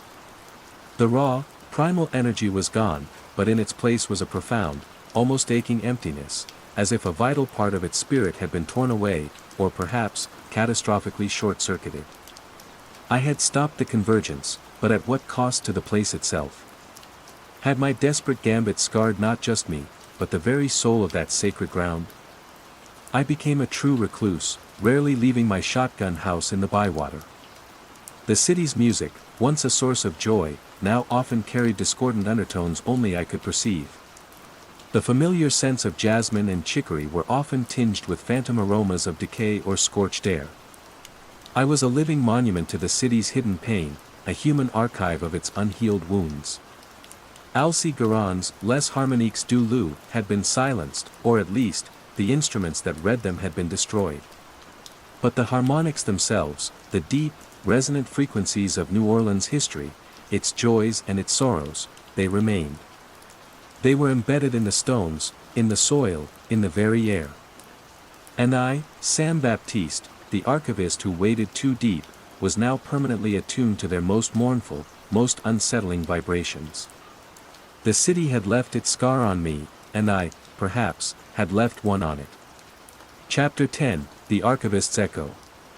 The years that followed were quiet, shadowed. I lived a life on the periphery. A ghost in my own city. The acute horrors faded, replaced by a persistent, low-grade haunting, a constant awareness of the layers beneath New Orleans' vibrant skin. The silence of the destroyed plaques and chains was a relief, yet it was also an emptiness, a void where their terrible, compelling music had once been. I never returned to the sewerage and water board archives. The thought of those silent rooms, those endless shelves of paper memories, filled me with a cold dread. But sometimes, late at night, when the city was quiet, I would find myself idly sketching on scraps of paper, not blueprints, but swirling, geometric patterns, lines of force, points of resonance, an unconscious echo of the cursed brass engravings. The cartographer, even without his tools, still felt the urge to map the unseen. The city itself seemed to hold its breath around me. Congo Square, when I dared to walk past its perimeter, felt subdued, its ancient oaks a little more stooped, its vibrant energy muted, as if still recovering from the psychic shockwave I had unleashed. Had I saved it, or had I merely traded one form of spiritual catastrophe for another, quieter one, an emptiness, a silencing? The question haunted my solitary hours. I learned to live with the whispers, the fleeting scents, the sudden chills. They were a part of me now, a constant reminder of the unseen city, of the harmonics of place. They were the price of my survival, the indelible stain of the knowledge I had gained. I was no longer Sam Baptiste, the meticulous archivist. I was something else, someone shaped by the city's deepest sorrows, its most potent memories. One humid evening, years later, I was sitting on my porch in the bywater, watching the twilight settle, listening to the distant sound of a brass band, a sound that now carried both joy and a faint, underlying melancholy for me. A young woman, a tourist by her look, paused by my gate. She was holding a small, battered notebook, her brow furrowed in concentration. "Excuse me," she said, her voice hesitant. "I know this is a strange question, but I'm trying to trace some old energy lines. Ley lines, maybe. My great-aunt used to talk about them. She lived here, years ago. She said this whole city sings, if you know how to listen." She gestured vaguely towards the street. "She had these strange tools. Brass things. Do you know anything about that?" My blood ran cold. Brass things. Old energy lines. Sings, if you know how to listen. I looked at her earnest, searching face, and saw a reflection of my own younger self, the curious archivist eager to uncover the city's secrets. For a moment, I was tempted to warn her, to tell her of the horrors that lay hidden beneath the surface, of the price of listening too closely to the city's song. But what could I say?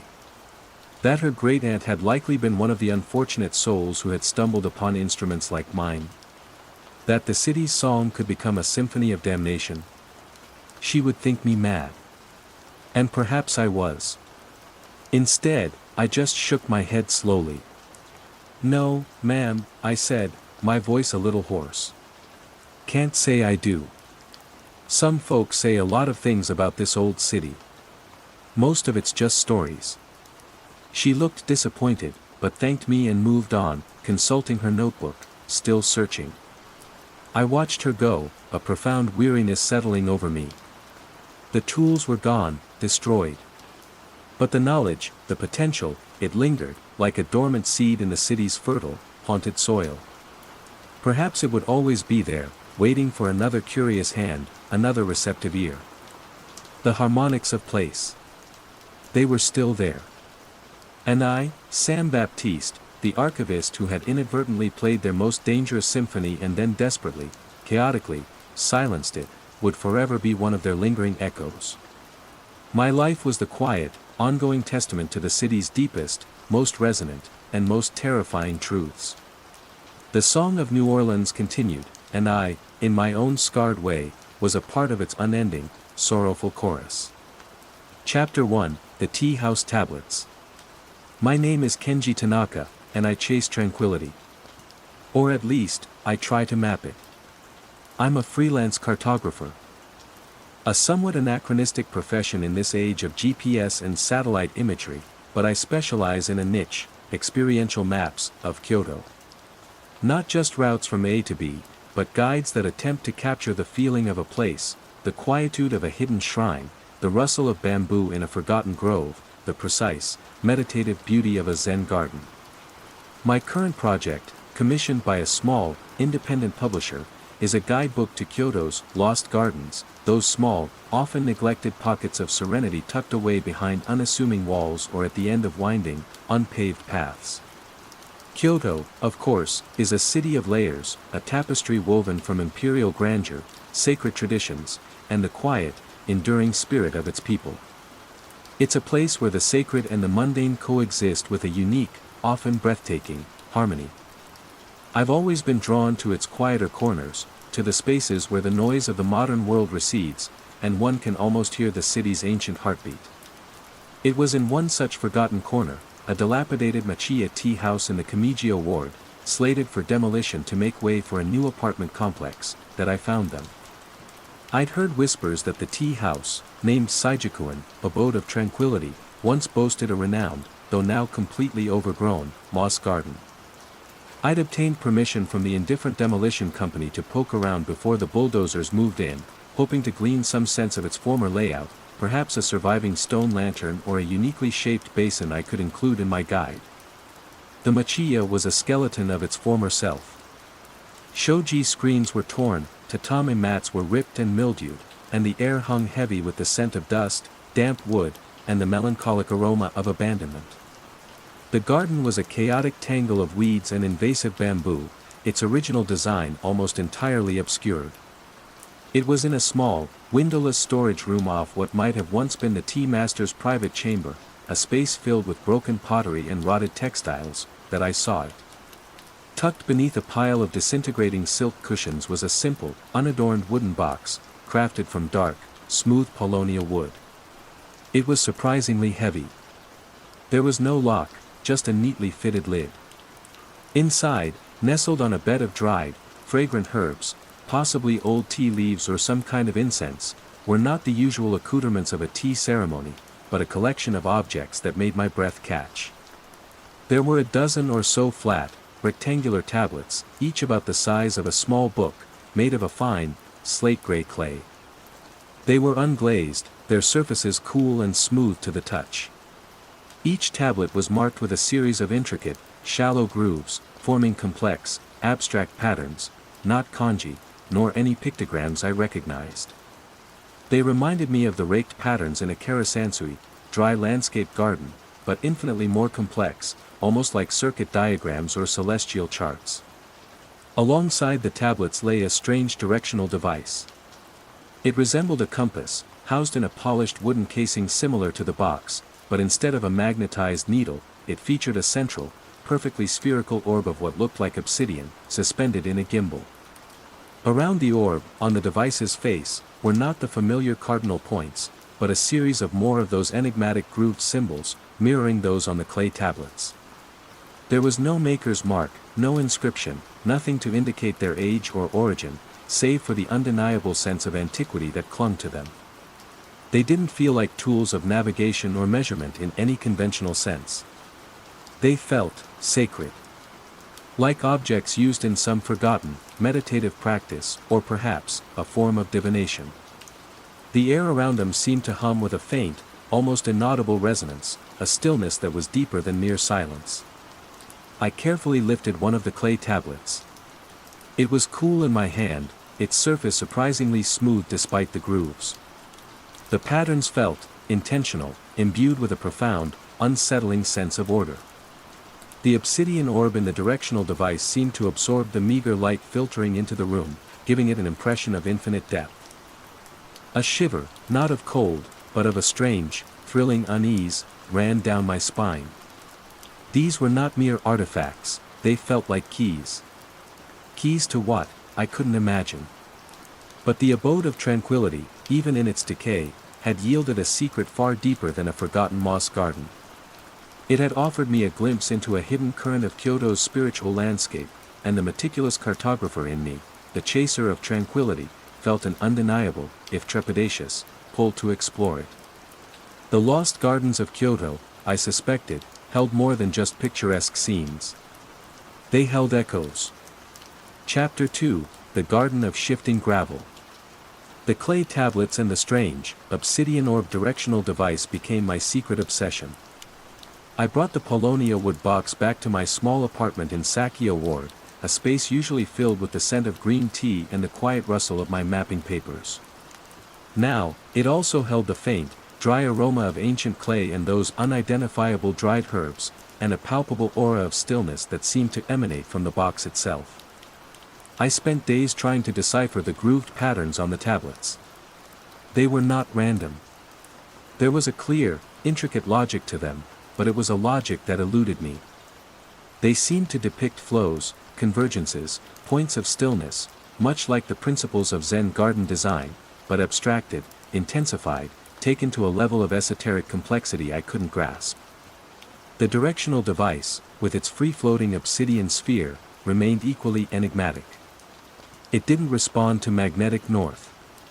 Instead, the sphere would sometimes drift, with a slow, deliberate movement, aligning itself with one of the grooved symbols on its face, seemingly at random, or perhaps, in response to some unseen influence. My work on the Lost Gardens guide stalled. The conventional beauty of the places I visited, the carefully raked gravel and meticulously pruned pines, suddenly felt superficial. The tablets hinted at a deeper, more profound layer of tranquility, or perhaps, something else entirely. Driven by an almost irresistible compulsion, I decided to take one of the tablets and the directional device to one of the gardens on my list, a small, almost completely forgotten temple garden called Koinzenji, Temple of the Reflected Shadow Mountain, hidden away in the wooded hills of Arashima. It was known, in its heyday centuries ago, for its exceptionally fine white gravel, raked into patterns said to induce deep meditative states. Now, it was mostly overgrown, the gravel scattered and weed-choked, the temple buildings dilapidated. I found a relatively clear patch of the original gravel path, screened by a thicket of unruly bamboo. The late afternoon sun filtered through the leaves, creating a dappled, shifting light. The air was still, filled with the scent of damp earth, moss, and the faint, sweet aroma of decaying leaves. With a sense of trepidation mixed with a strange reverence, I took out one of the clay tablets, choosing one whose grooved pattern seemed to echo the gentle curves of the hillside behind the garden. I placed it on the ground.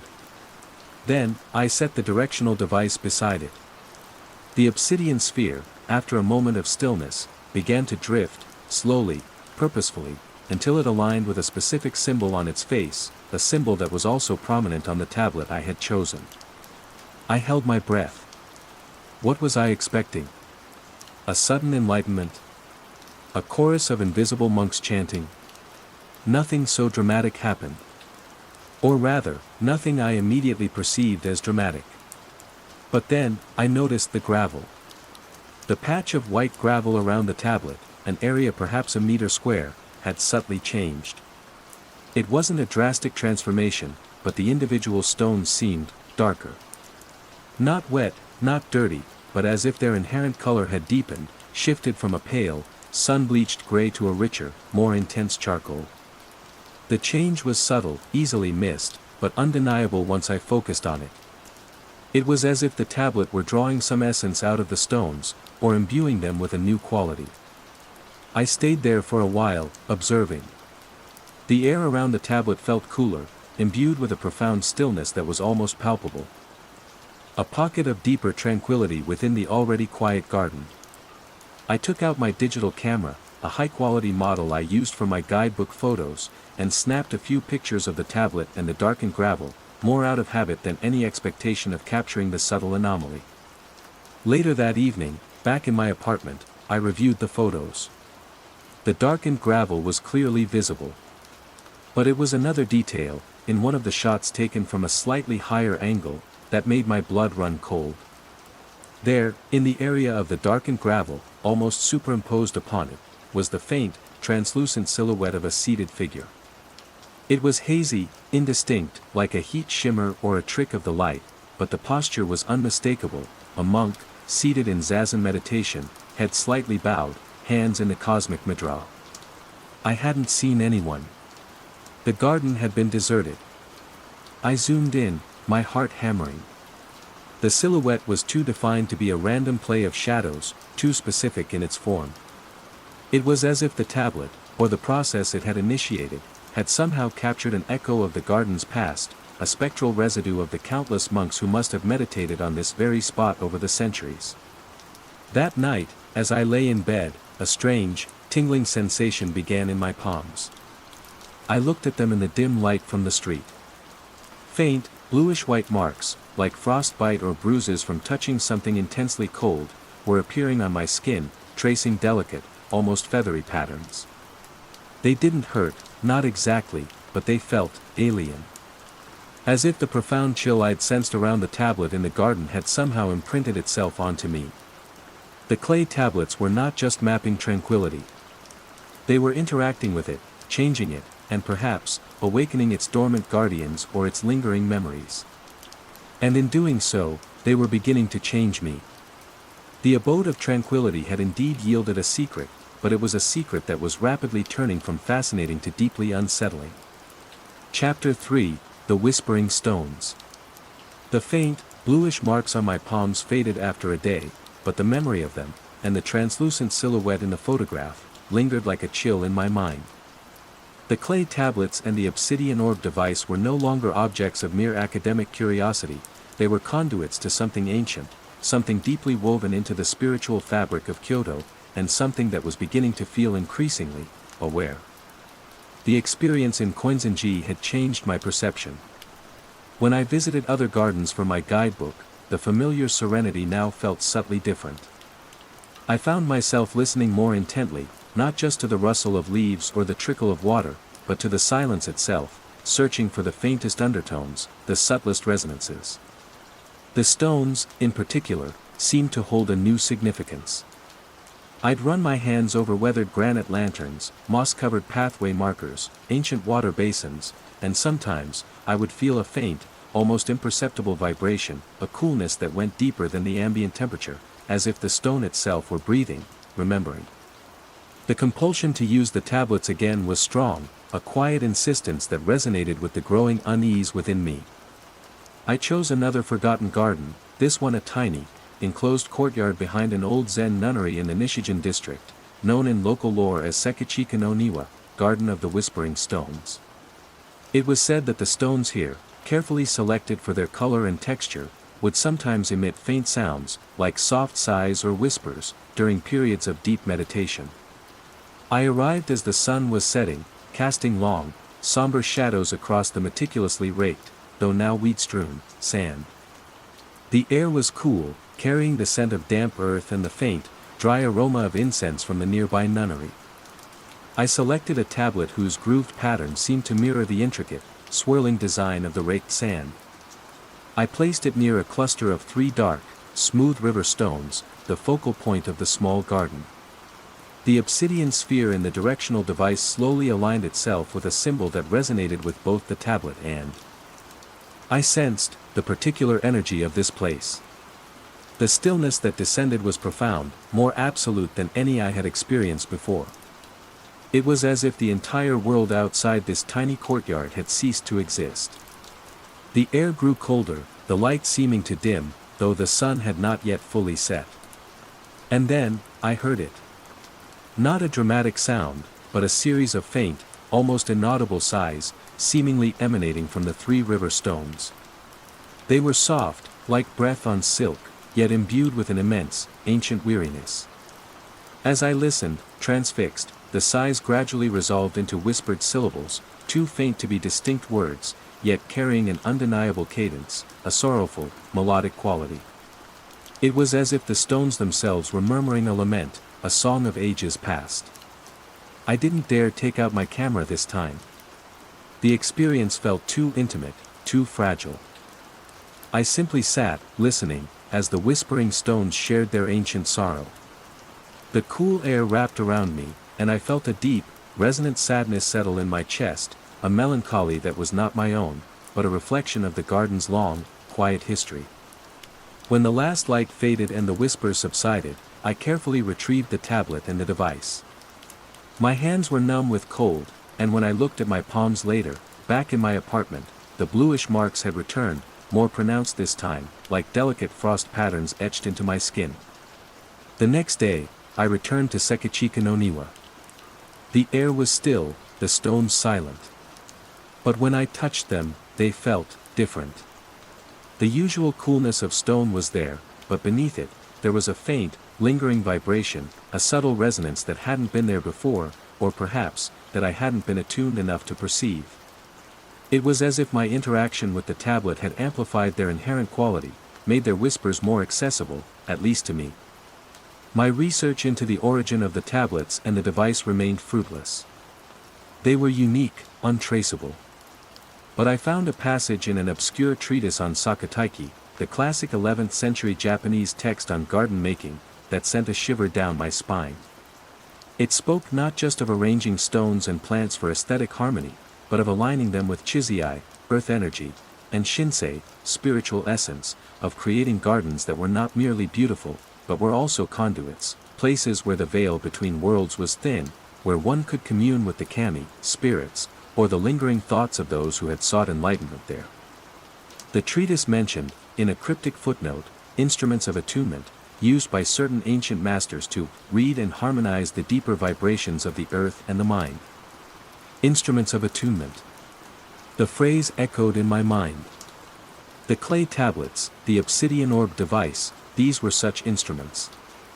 They weren't just mapping forgotten gardens, they were interacting with their shinsei, their spiritual essence, awakening the echoes of past meditations, past sorrows, past presences. And in doing so, they were attuning me, Kenji Tanaka, to these deeper vibrations, whether I wanted it or not. The bluish marks on my palms were a physical manifestation of this attunement, a sign that the tranquility I sought was far more complex, and far more demanding, than I had ever imagined. The whispering stones had shared their secrets, and those secrets were now a part of me. Chapter 4, The Imprint of Emptiness. The bluish, frost-like marks on my palms became a recurring phenomenon, appearing after each use of the clay tablets, lingering for a day or two before fading. They were a chilling, physical testament to the strange energies I was interacting with. My sensitivity to the deeper vibrations of Kyoto intensified. Walking through the city, I began to perceive subtle shifts in atmosphere, pockets of intense stillness or inexplicable sorrow, even in places I hadn't mapped with the tools. The veil between worlds was thinning, not just in the ancient gardens, but within my own perception. The tablets themselves seemed to exude a stronger pull, a silent insistence. They lay in their Polonia wood box, radiating a profound, almost unnerving, stillness that drew me in, even as a part of me recoiled in fear. I began to notice subtle changes in the tablets I had used. The grooves in their clay surfaces seemed infinitesimally deeper, the clay itself subtly darker, as if they were absorbing something from the gardens, or from me. My work on the guidebook became a strange duality. On one level, I was documenting layouts, noting plant species, describing historical contexts. But on another, deeper level, I was engaging with the shinsei of these places, the spiritual essence, and it was a profoundly unsettling experience. I chose my next location with a mixture of trepidation and an almost morbid curiosity, the site of a long-vanished Zen monastery in the Higashiyama Hills, a place now marked only by a few scattered foundation stones and an ancient, gnarled cherry tree. It was said to have been a place of extreme asceticism, where monks pursued enlightenment through rigorous, unyielding meditation, seeking mu, or emptiness. Local legend whispered that some had achieved it so profoundly that they had simply disappeared, their physical forms dissolving into the void they had so diligently cultivated. The air in this desolate spot was thin, sharp. The silence was absolute, broken only by the sigh of the wind in the branches of the old cherry tree. I selected a tablet whose grooved patterns were stark, almost minimalist, evoking a sense of vast, empty space. I placed it on one of the weathered foundation stones. The obsidian sphere in the directional device spun erratically for a moment, then settled, pointing not to any symbol on its face, but directly downwards, into the earth, as if indicating a profound absence, a void. The stillness that descended was unlike anything I had experienced. It wasn't just the absence of sound, it was the absence of everything. Sensation, thought, even the awareness of my own breathing seemed to recede. The air grew intensely cold, a dry, piercing cold that seemed to leach all warmth from my body, from the world. I felt a terrifying lightness, as if I were becoming untethered from physical reality. There were no whispers here, no translucent silhouettes. There was only emptiness, vast, profound, and utterly indifferent. It was not a peaceful emptiness, but a consuming one, a void that threatened to swallow me whole. I felt a primal fear, a terror of annihilation, of ceasing to exist. I tried to pull back, to break the connection, but I felt, paralyzed, my will dissolving into the immense emptiness. The bluish marks on my palms began to burn, an icy fire spreading up my arms. I looked down and saw them deepening, becoming almost black, the feathery patterns now looking like cracks in frozen water. It was a sound that finally broke the spell, the sudden, sharp cry of a hawk circling overhead. The mundane reality of it, so incongruous with the profound emptiness I was experiencing, shattered the stasis. With a desperate gasp, I lunged for the tablet, snatching it from the foundation stone. The world rushed back in with a dizzying intensity, sound, sensation, the feeling of my own body. I lay on the ground, trembling, gasping for air, the tablet clutched in my hand, its surface now feeling colder than ice, almost painfully so. The bluish-black marks on my palms throbbed with a dull, aching cold. Back in my apartment, the marks took days to fade, leaving my skin feeling raw and sensitive. The tablet I had used was noticeably different. Its surface was smoother, some of the finer grooves almost erased, and its color was a flat, dead gray, as if it had been leached of all pigment. It felt empty. As if it had absorbed the very essence of the void I had encountered. The experience at the site of the vanished monastery terrified me. This wasn't about communing with gentle spirits or lingering sorrows. This was about tapping into fundamental, and potentially annihilating, forces. The instruments of attunement were not benign. They were powerful, indiscriminate, and they were leading me into increasingly dangerous spiritual territory. I began to understand a new, horrifying, rule of their operation. They not only mapped and amplified the existing spiritual essence of a place, but they also seemed to absorb it, to drain it, leaving behind a void, or perhaps, an imprint of that essence within the tablet itself. And with each such absorption, something was also being drained from me, my warmth, my vitality, perhaps even my own spiritual substance. The tranquility I sought was being replaced by a terrifying, consuming emptiness. The path to enlightenment, if this was indeed what the ancient masters had pursued with such tools, was paved with profound, existential peril. Chapter 5, The Corrupted Current. The frost-like marks on my palms, now a regular and increasingly alarming consequence of using the tablets, were not the only physical manifestation of my interactions with Kyoto's hidden spiritual currents. My perception of the city was becoming permanently warped. The vibrant colors of a Nishiki market stall would sometimes appear momentarily bleached, grayed out. The scent of incense from a temple might suddenly carry an undercurrent of cold stone and dust. My own reflection, glimpsed in a shop window, would occasionally seem thinner, more translucent, as if I were slowly fading. The Polonia wood box in my apartment no longer radiated just stillness, it now pulsed with a subtle, cold energy, a silent demand that was becoming harder to ignore. The tablets I had used, with their altered colors and textures, felt different to the touch, one imbued with a lingering sorrow, another with a profound emptiness. They were becoming a library of captured essences, a collection of spiritual imprints. I tried to stop. I locked the box away in a cupboard, buried it under old clothes. But the compulsion was insidious. It wasn't a voice, but a growing pressure in my mind, a restlessness in my limbs, a gnawing sense of incompleteness that only eased when I was handling the tablets, planning my next excursion into Kyoto's hidden depths. My sleep was plagued by dreams of swirling grooves, obsidian orbs, and vast, empty spaces. It was during a visit to Arashiyama Bamboo Grove, a place I had always found deeply calming, that I realized the true extent of the danger. I wasn't using the tools, merely walking, trying to clear my head, to reconnect with the simple beauty of nature. The towering bamboo stalks soared towards the sky, their leaves rustling in a gentle breeze, creating a play of light and shadow that was usually hypnotic. But this time, it felt wrong. The familiar green seemed too intense, almost lurid.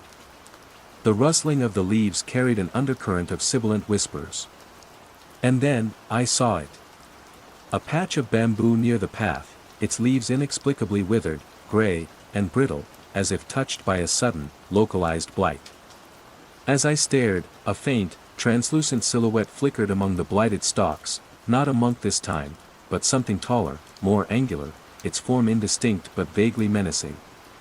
It vanished as quickly as it appeared, leaving behind a palpable sense of unease and a faint, chilling scent, like stagnant water and decay.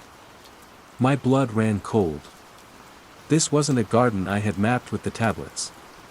This was a place I had always considered pure, untouched by the strange energies I was meddling with. Was my mere presence now enough to corrupt these spaces?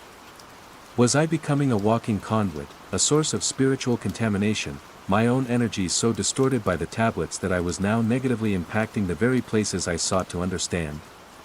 The thought was horrifying. The instruments of attunement weren't just attuning me, they were turning me into a discordant note in Kyoto's delicate spiritual symphony. The energies I was awakening, or perhaps creating, were not always benign echoes of past tranquility. Something else was beginning to stir, something darker, drawn by the imbalances I was causing. That night, I pored over the cryptic footnote in the Sakataiki treatise again, Instruments of Attunement, to read and harmonize the deeper vibrations. Harmonize. Not just read, not just awaken, but harmonize. Had the ancient masters used these tools not to merely observe, but to actively balance the spiritual energies of a place? And was I, in my ignorance, doing the opposite, disrupting, corrupting, creating dissonance? The tablets, I now suspected, were not just passive recording devices or amplifiers. They were interactive. They established a circuit between the user, the place, and some deeper, unseen current. And if that current was mishandled, if the user's own spiritual state was not pure, not prepared, then the result was not harmony, but corruption. The bluish marks on my palms, after that walk in the bamboo grove, were darker, more extensive than ever before, and they carried a faint, unpleasant odor, like mildew. I was not just being imprinted by the cold, I was being stained by the decay I was unwittingly spreading. The path I was on was not leading to enlightenment, or even to a deeper understanding of tranquility. It was leading to a spiritual wasteland, both in the city and within myself. The chaser of serenity had become an agent of its corruption. Chapter 6, The Weight of Stillness. The realization that I might be actively harming the spiritual fabric of Kyoto, that I was becoming a source of dissonance rather than a seeker of harmony, filled me with a profound sense of guilt and terror. The tablets in their Polonia box now felt like accursed things, instruments of my own unwitting desecration. Yet, their pull remained, a cold, insistent magnet drawing me towards a precipice I could no longer clearly see. My physical and mental state continued to deteriorate. The world around me seemed increasingly veiled, its colors muted, its sounds distant. My own thoughts felt sluggish, my emotions blunted, replaced by a persistent, low-level anxiety and a bone-deep weariness. The bluish marks on my palms were now almost constantly present, a visible stigma of my unholy communion. I avoided mirrors, unable to face the gaunt, haunted stranger who stared back at me. My work on the Lost Gardens guidebook had become a mockery. How could I write of tranquility when I was an agent of its corruption? How could I guide others to serenity when I was myself a vessel of spiritual imbalance? I stopped visiting the gardens, stopped trying to write. My small apartment became my cell, the Polonia box its silent, demanding warden. The nature of the echoes I encountered, or perhaps now generated, began to change. They were less about specific historical residues, the meditating monk, the whispering stones, and more about a pervasive, unnerving stillness. Not the peaceful stillness of Zen, but a dead, sterile stillness, the stillness of a vacuum, of a place leached of all life, all energy. When the compulsion to use the tablets became unbearable, I would take one to a remote, desolate spot, a patch of waste ground near the Kumo River, a forgotten corner of a disused industrial site. And there, the effect would be swift and terrifying. The air would grow impossibly still, all sound ceasing. The light would dim, taking on a flat, lifeless quality. And I would feel that consuming emptiness again, that terror of annihilation, but stronger now, more absolute.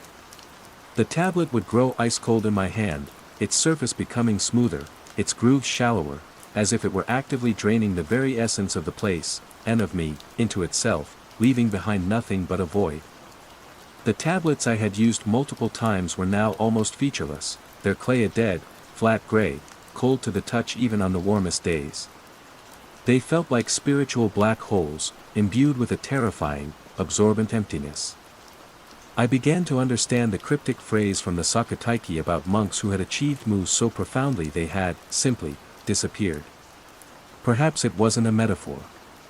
Perhaps, through practices involving instruments like these, they had indeed touched a void so absolute that it had consumed them, body and soul.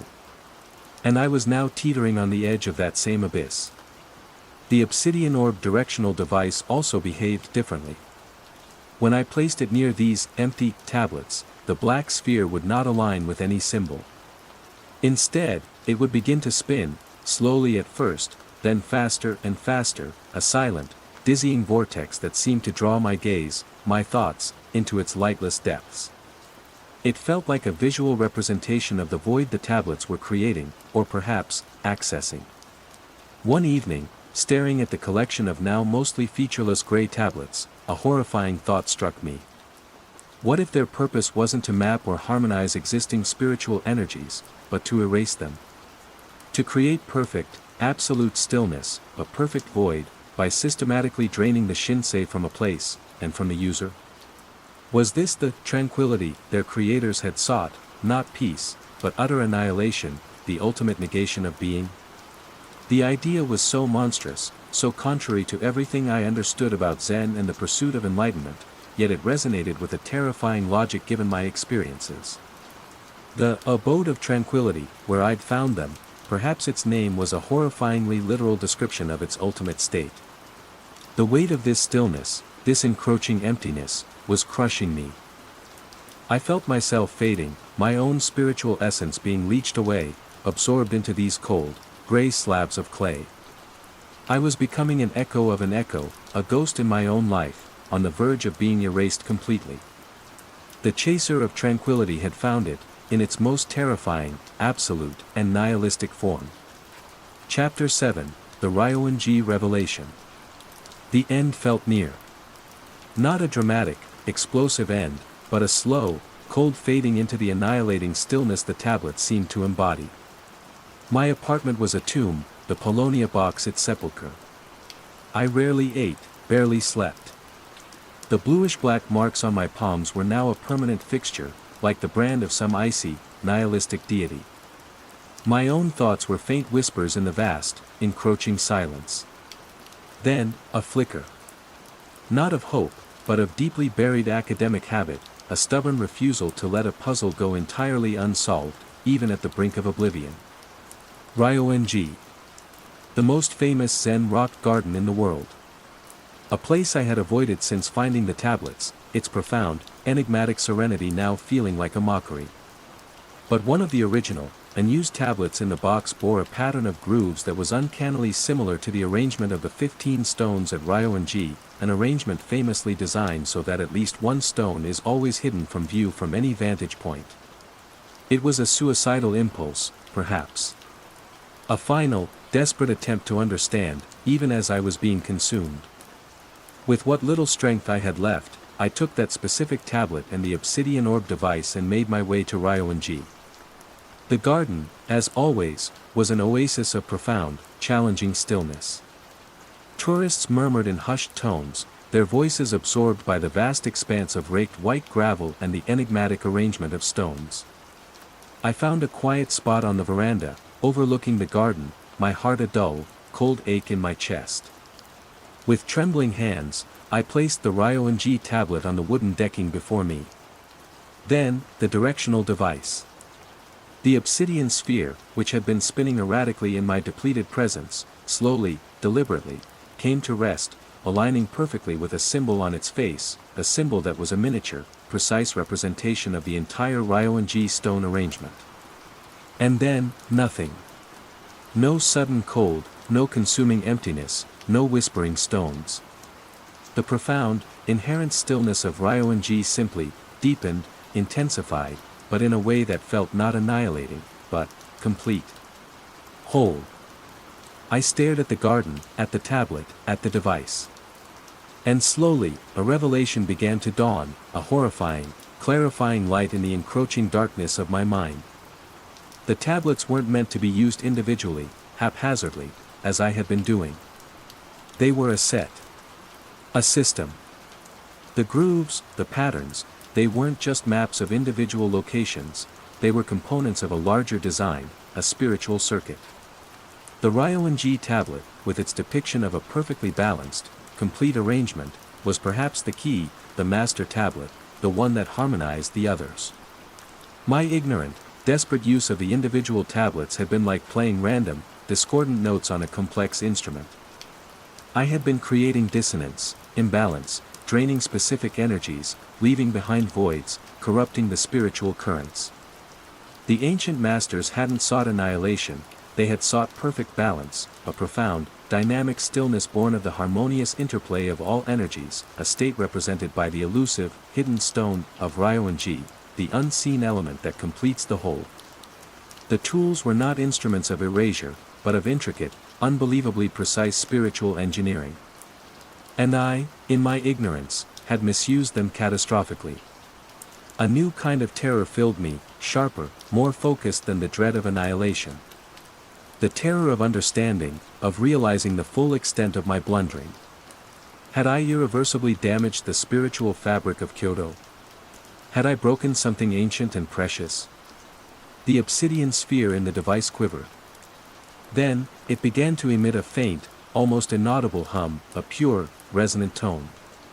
And the Ryuan tablet before me began to glow, not with a cold, consuming light, but with a soft, warm, golden radiance. The light spread, flowing outwards, and as it did, the other tablets, the ones back in my apartment, the ones I had used and abused, the ones imbued with sorrow, with emptiness, with corrupted stillness, flashed in my mind's eye. I could almost feel them, resonating with this new, harmonious frequency. The bluish-black marks on my palms began to tingle, then to burn, not with cold, but with a gentle, cleansing warmth. I looked down and saw them fading, the icy patterns receding, replaced by a faint, healthy flush. The humming from the obsidian sphere grew stronger, the golden light from the tablet more intense. It wasn't drawing energy from me, or from the garden. It felt like it was, broadcasting, projecting, sending out a signal of harmony, of balance, attempting to correct the dissonances I had created. Ryuan itself seemed to respond. The air grew vibrant, charged not with emptiness, but with a profound, living stillness. The stones in the gravel seemed to sharpen, their forms imbued with an almost preternatural clarity. The elusive, hidden stone felt, for a breathtaking moment, not hidden at all, but palpably present, its absence a vital part of the garden's perfect, unutterable wholeness. I sat there, weeping, not from sorrow or fear, but from a complex, overwhelming mixture of shame, relief, and a dawning, fragile hope. The abode of tranquility had not been about annihilation. It had been about achieving this profound, dynamic, all-encompassing harmony. And I, the blundering cartographer, had stumbled upon its secret at the very edge of oblivion.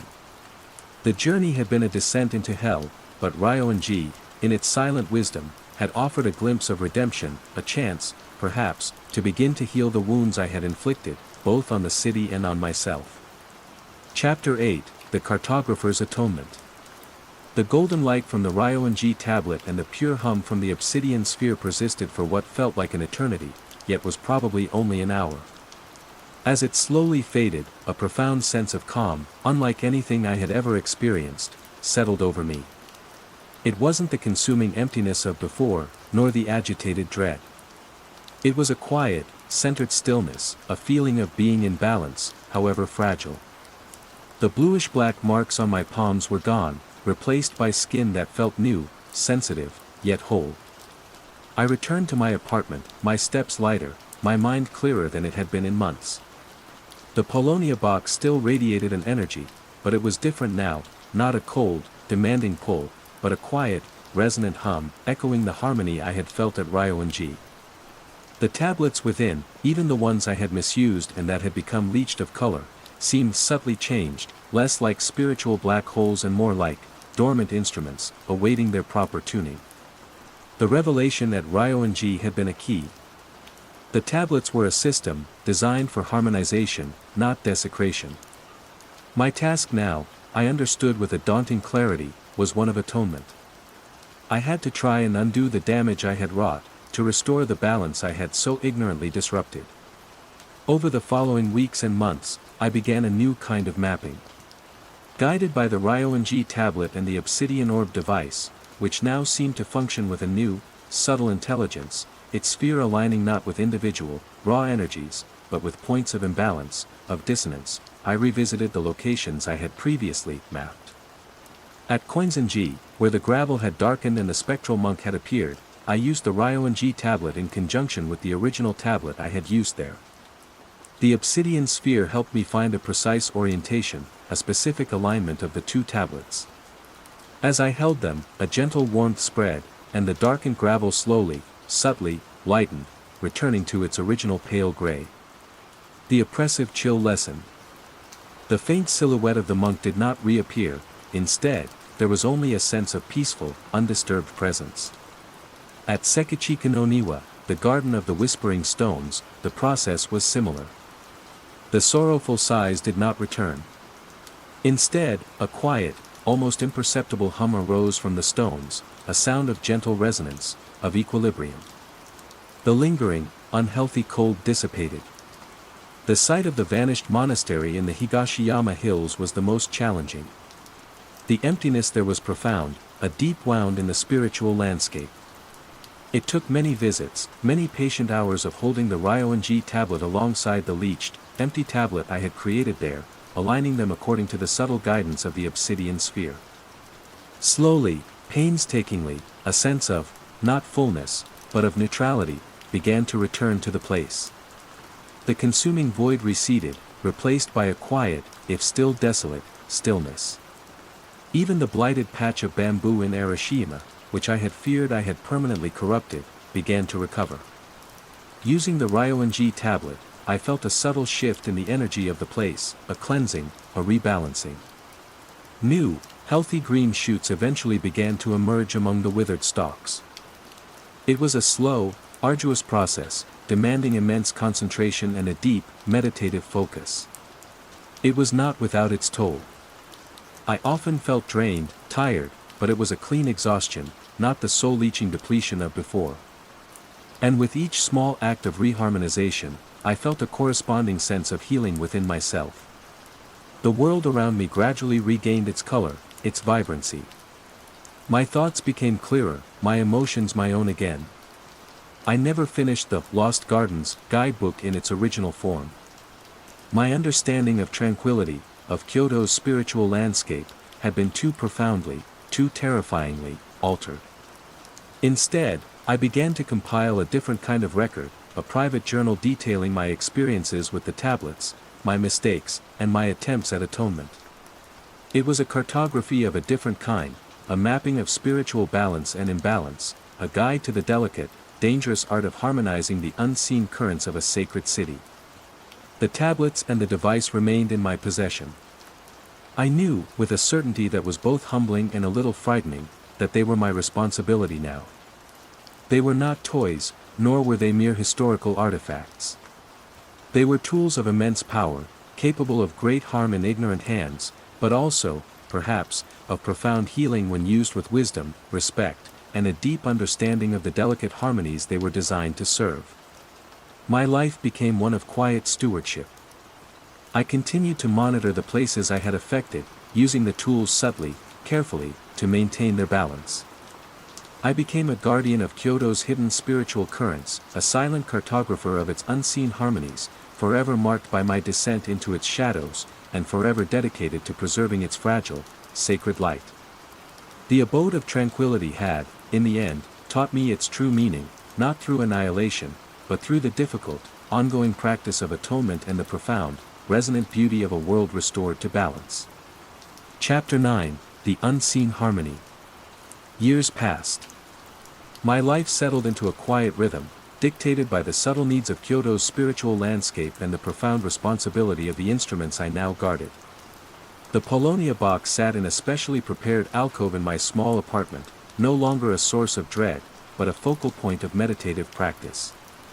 The tablets within, including the ones I had once corrupted, now resonated with a quiet, stable energy, their surfaces subtly changed by the reharmonization process, no longer leached or sorrowful, but imbued with a neutral, potent stillness. I became a fixture in Kyoto's quieter corners, a solitary figure often seen sitting in silent contemplation in forgotten gardens or near ancient shrines. Few knew my purpose.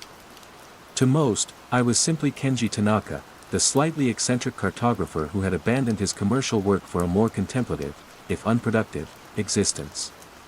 They didn't see the obsidian orb device I sometimes held, its sphere guiding me to subtle imbalances, nor the clay tablets I occasionally used, not to awaken or drain, but to gently nudge the Chizai and Shinsei back into equilibrium. The city itself felt different to me now. The terrifying dissonances were gone, replaced by a profound, complex harmony that I could perceive, a delicate interplay of energies, of past and present, of stillness and movement. It was not a perfect, static harmony, but a living, breathing one, constantly shifting, requiring gentle, mindful attention.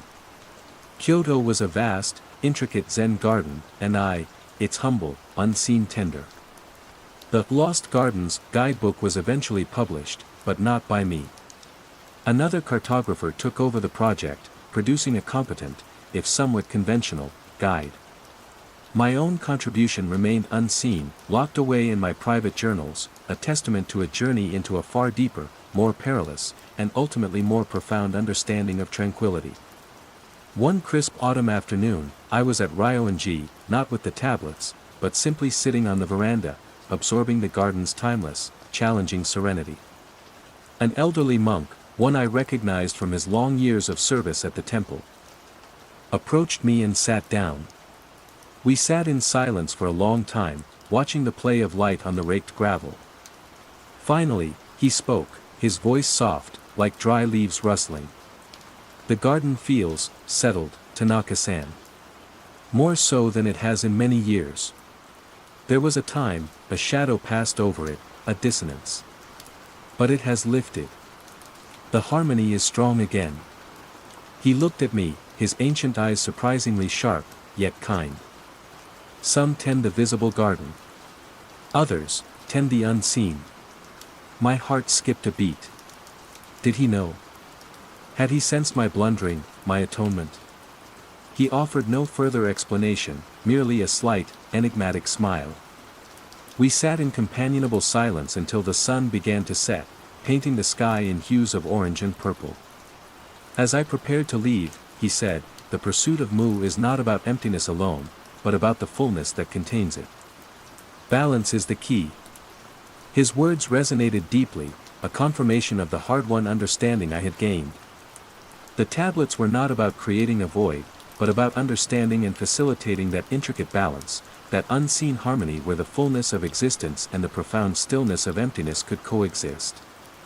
I continued my silent work, a cartographer of Kyoto's spiritual heart. The city held its secrets, its ancient energies, its delicate balances.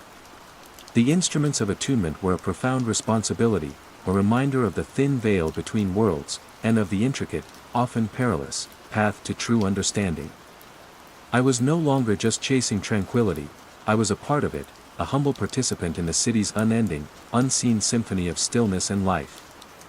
The abode of tranquility was not a place, but a state of being, a hard-won harmony I would spend the rest of my days tending, both within myself and in the sacred, resonant spaces of Kyoto. Chapter 10, The Gardener of Echoes. The rhythm of my life became one with the subtle pulses of Kyoto's spiritual currents.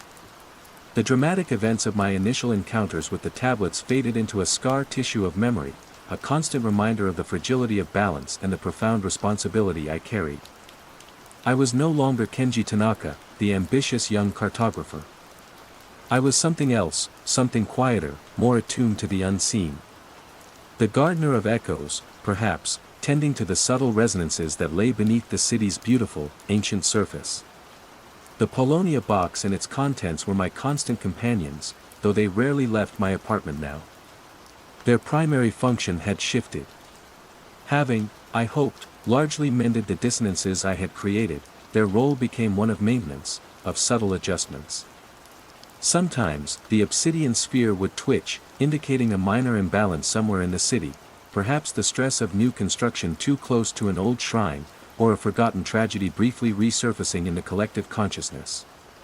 In these instances, I would use the ryong tablet, the master harmonizer, in a quiet, focused meditation, sending out a gentle pulse of rebalancing energy, not from a specific location, but from the still center of my own practice. The physical marks on my palms never returned.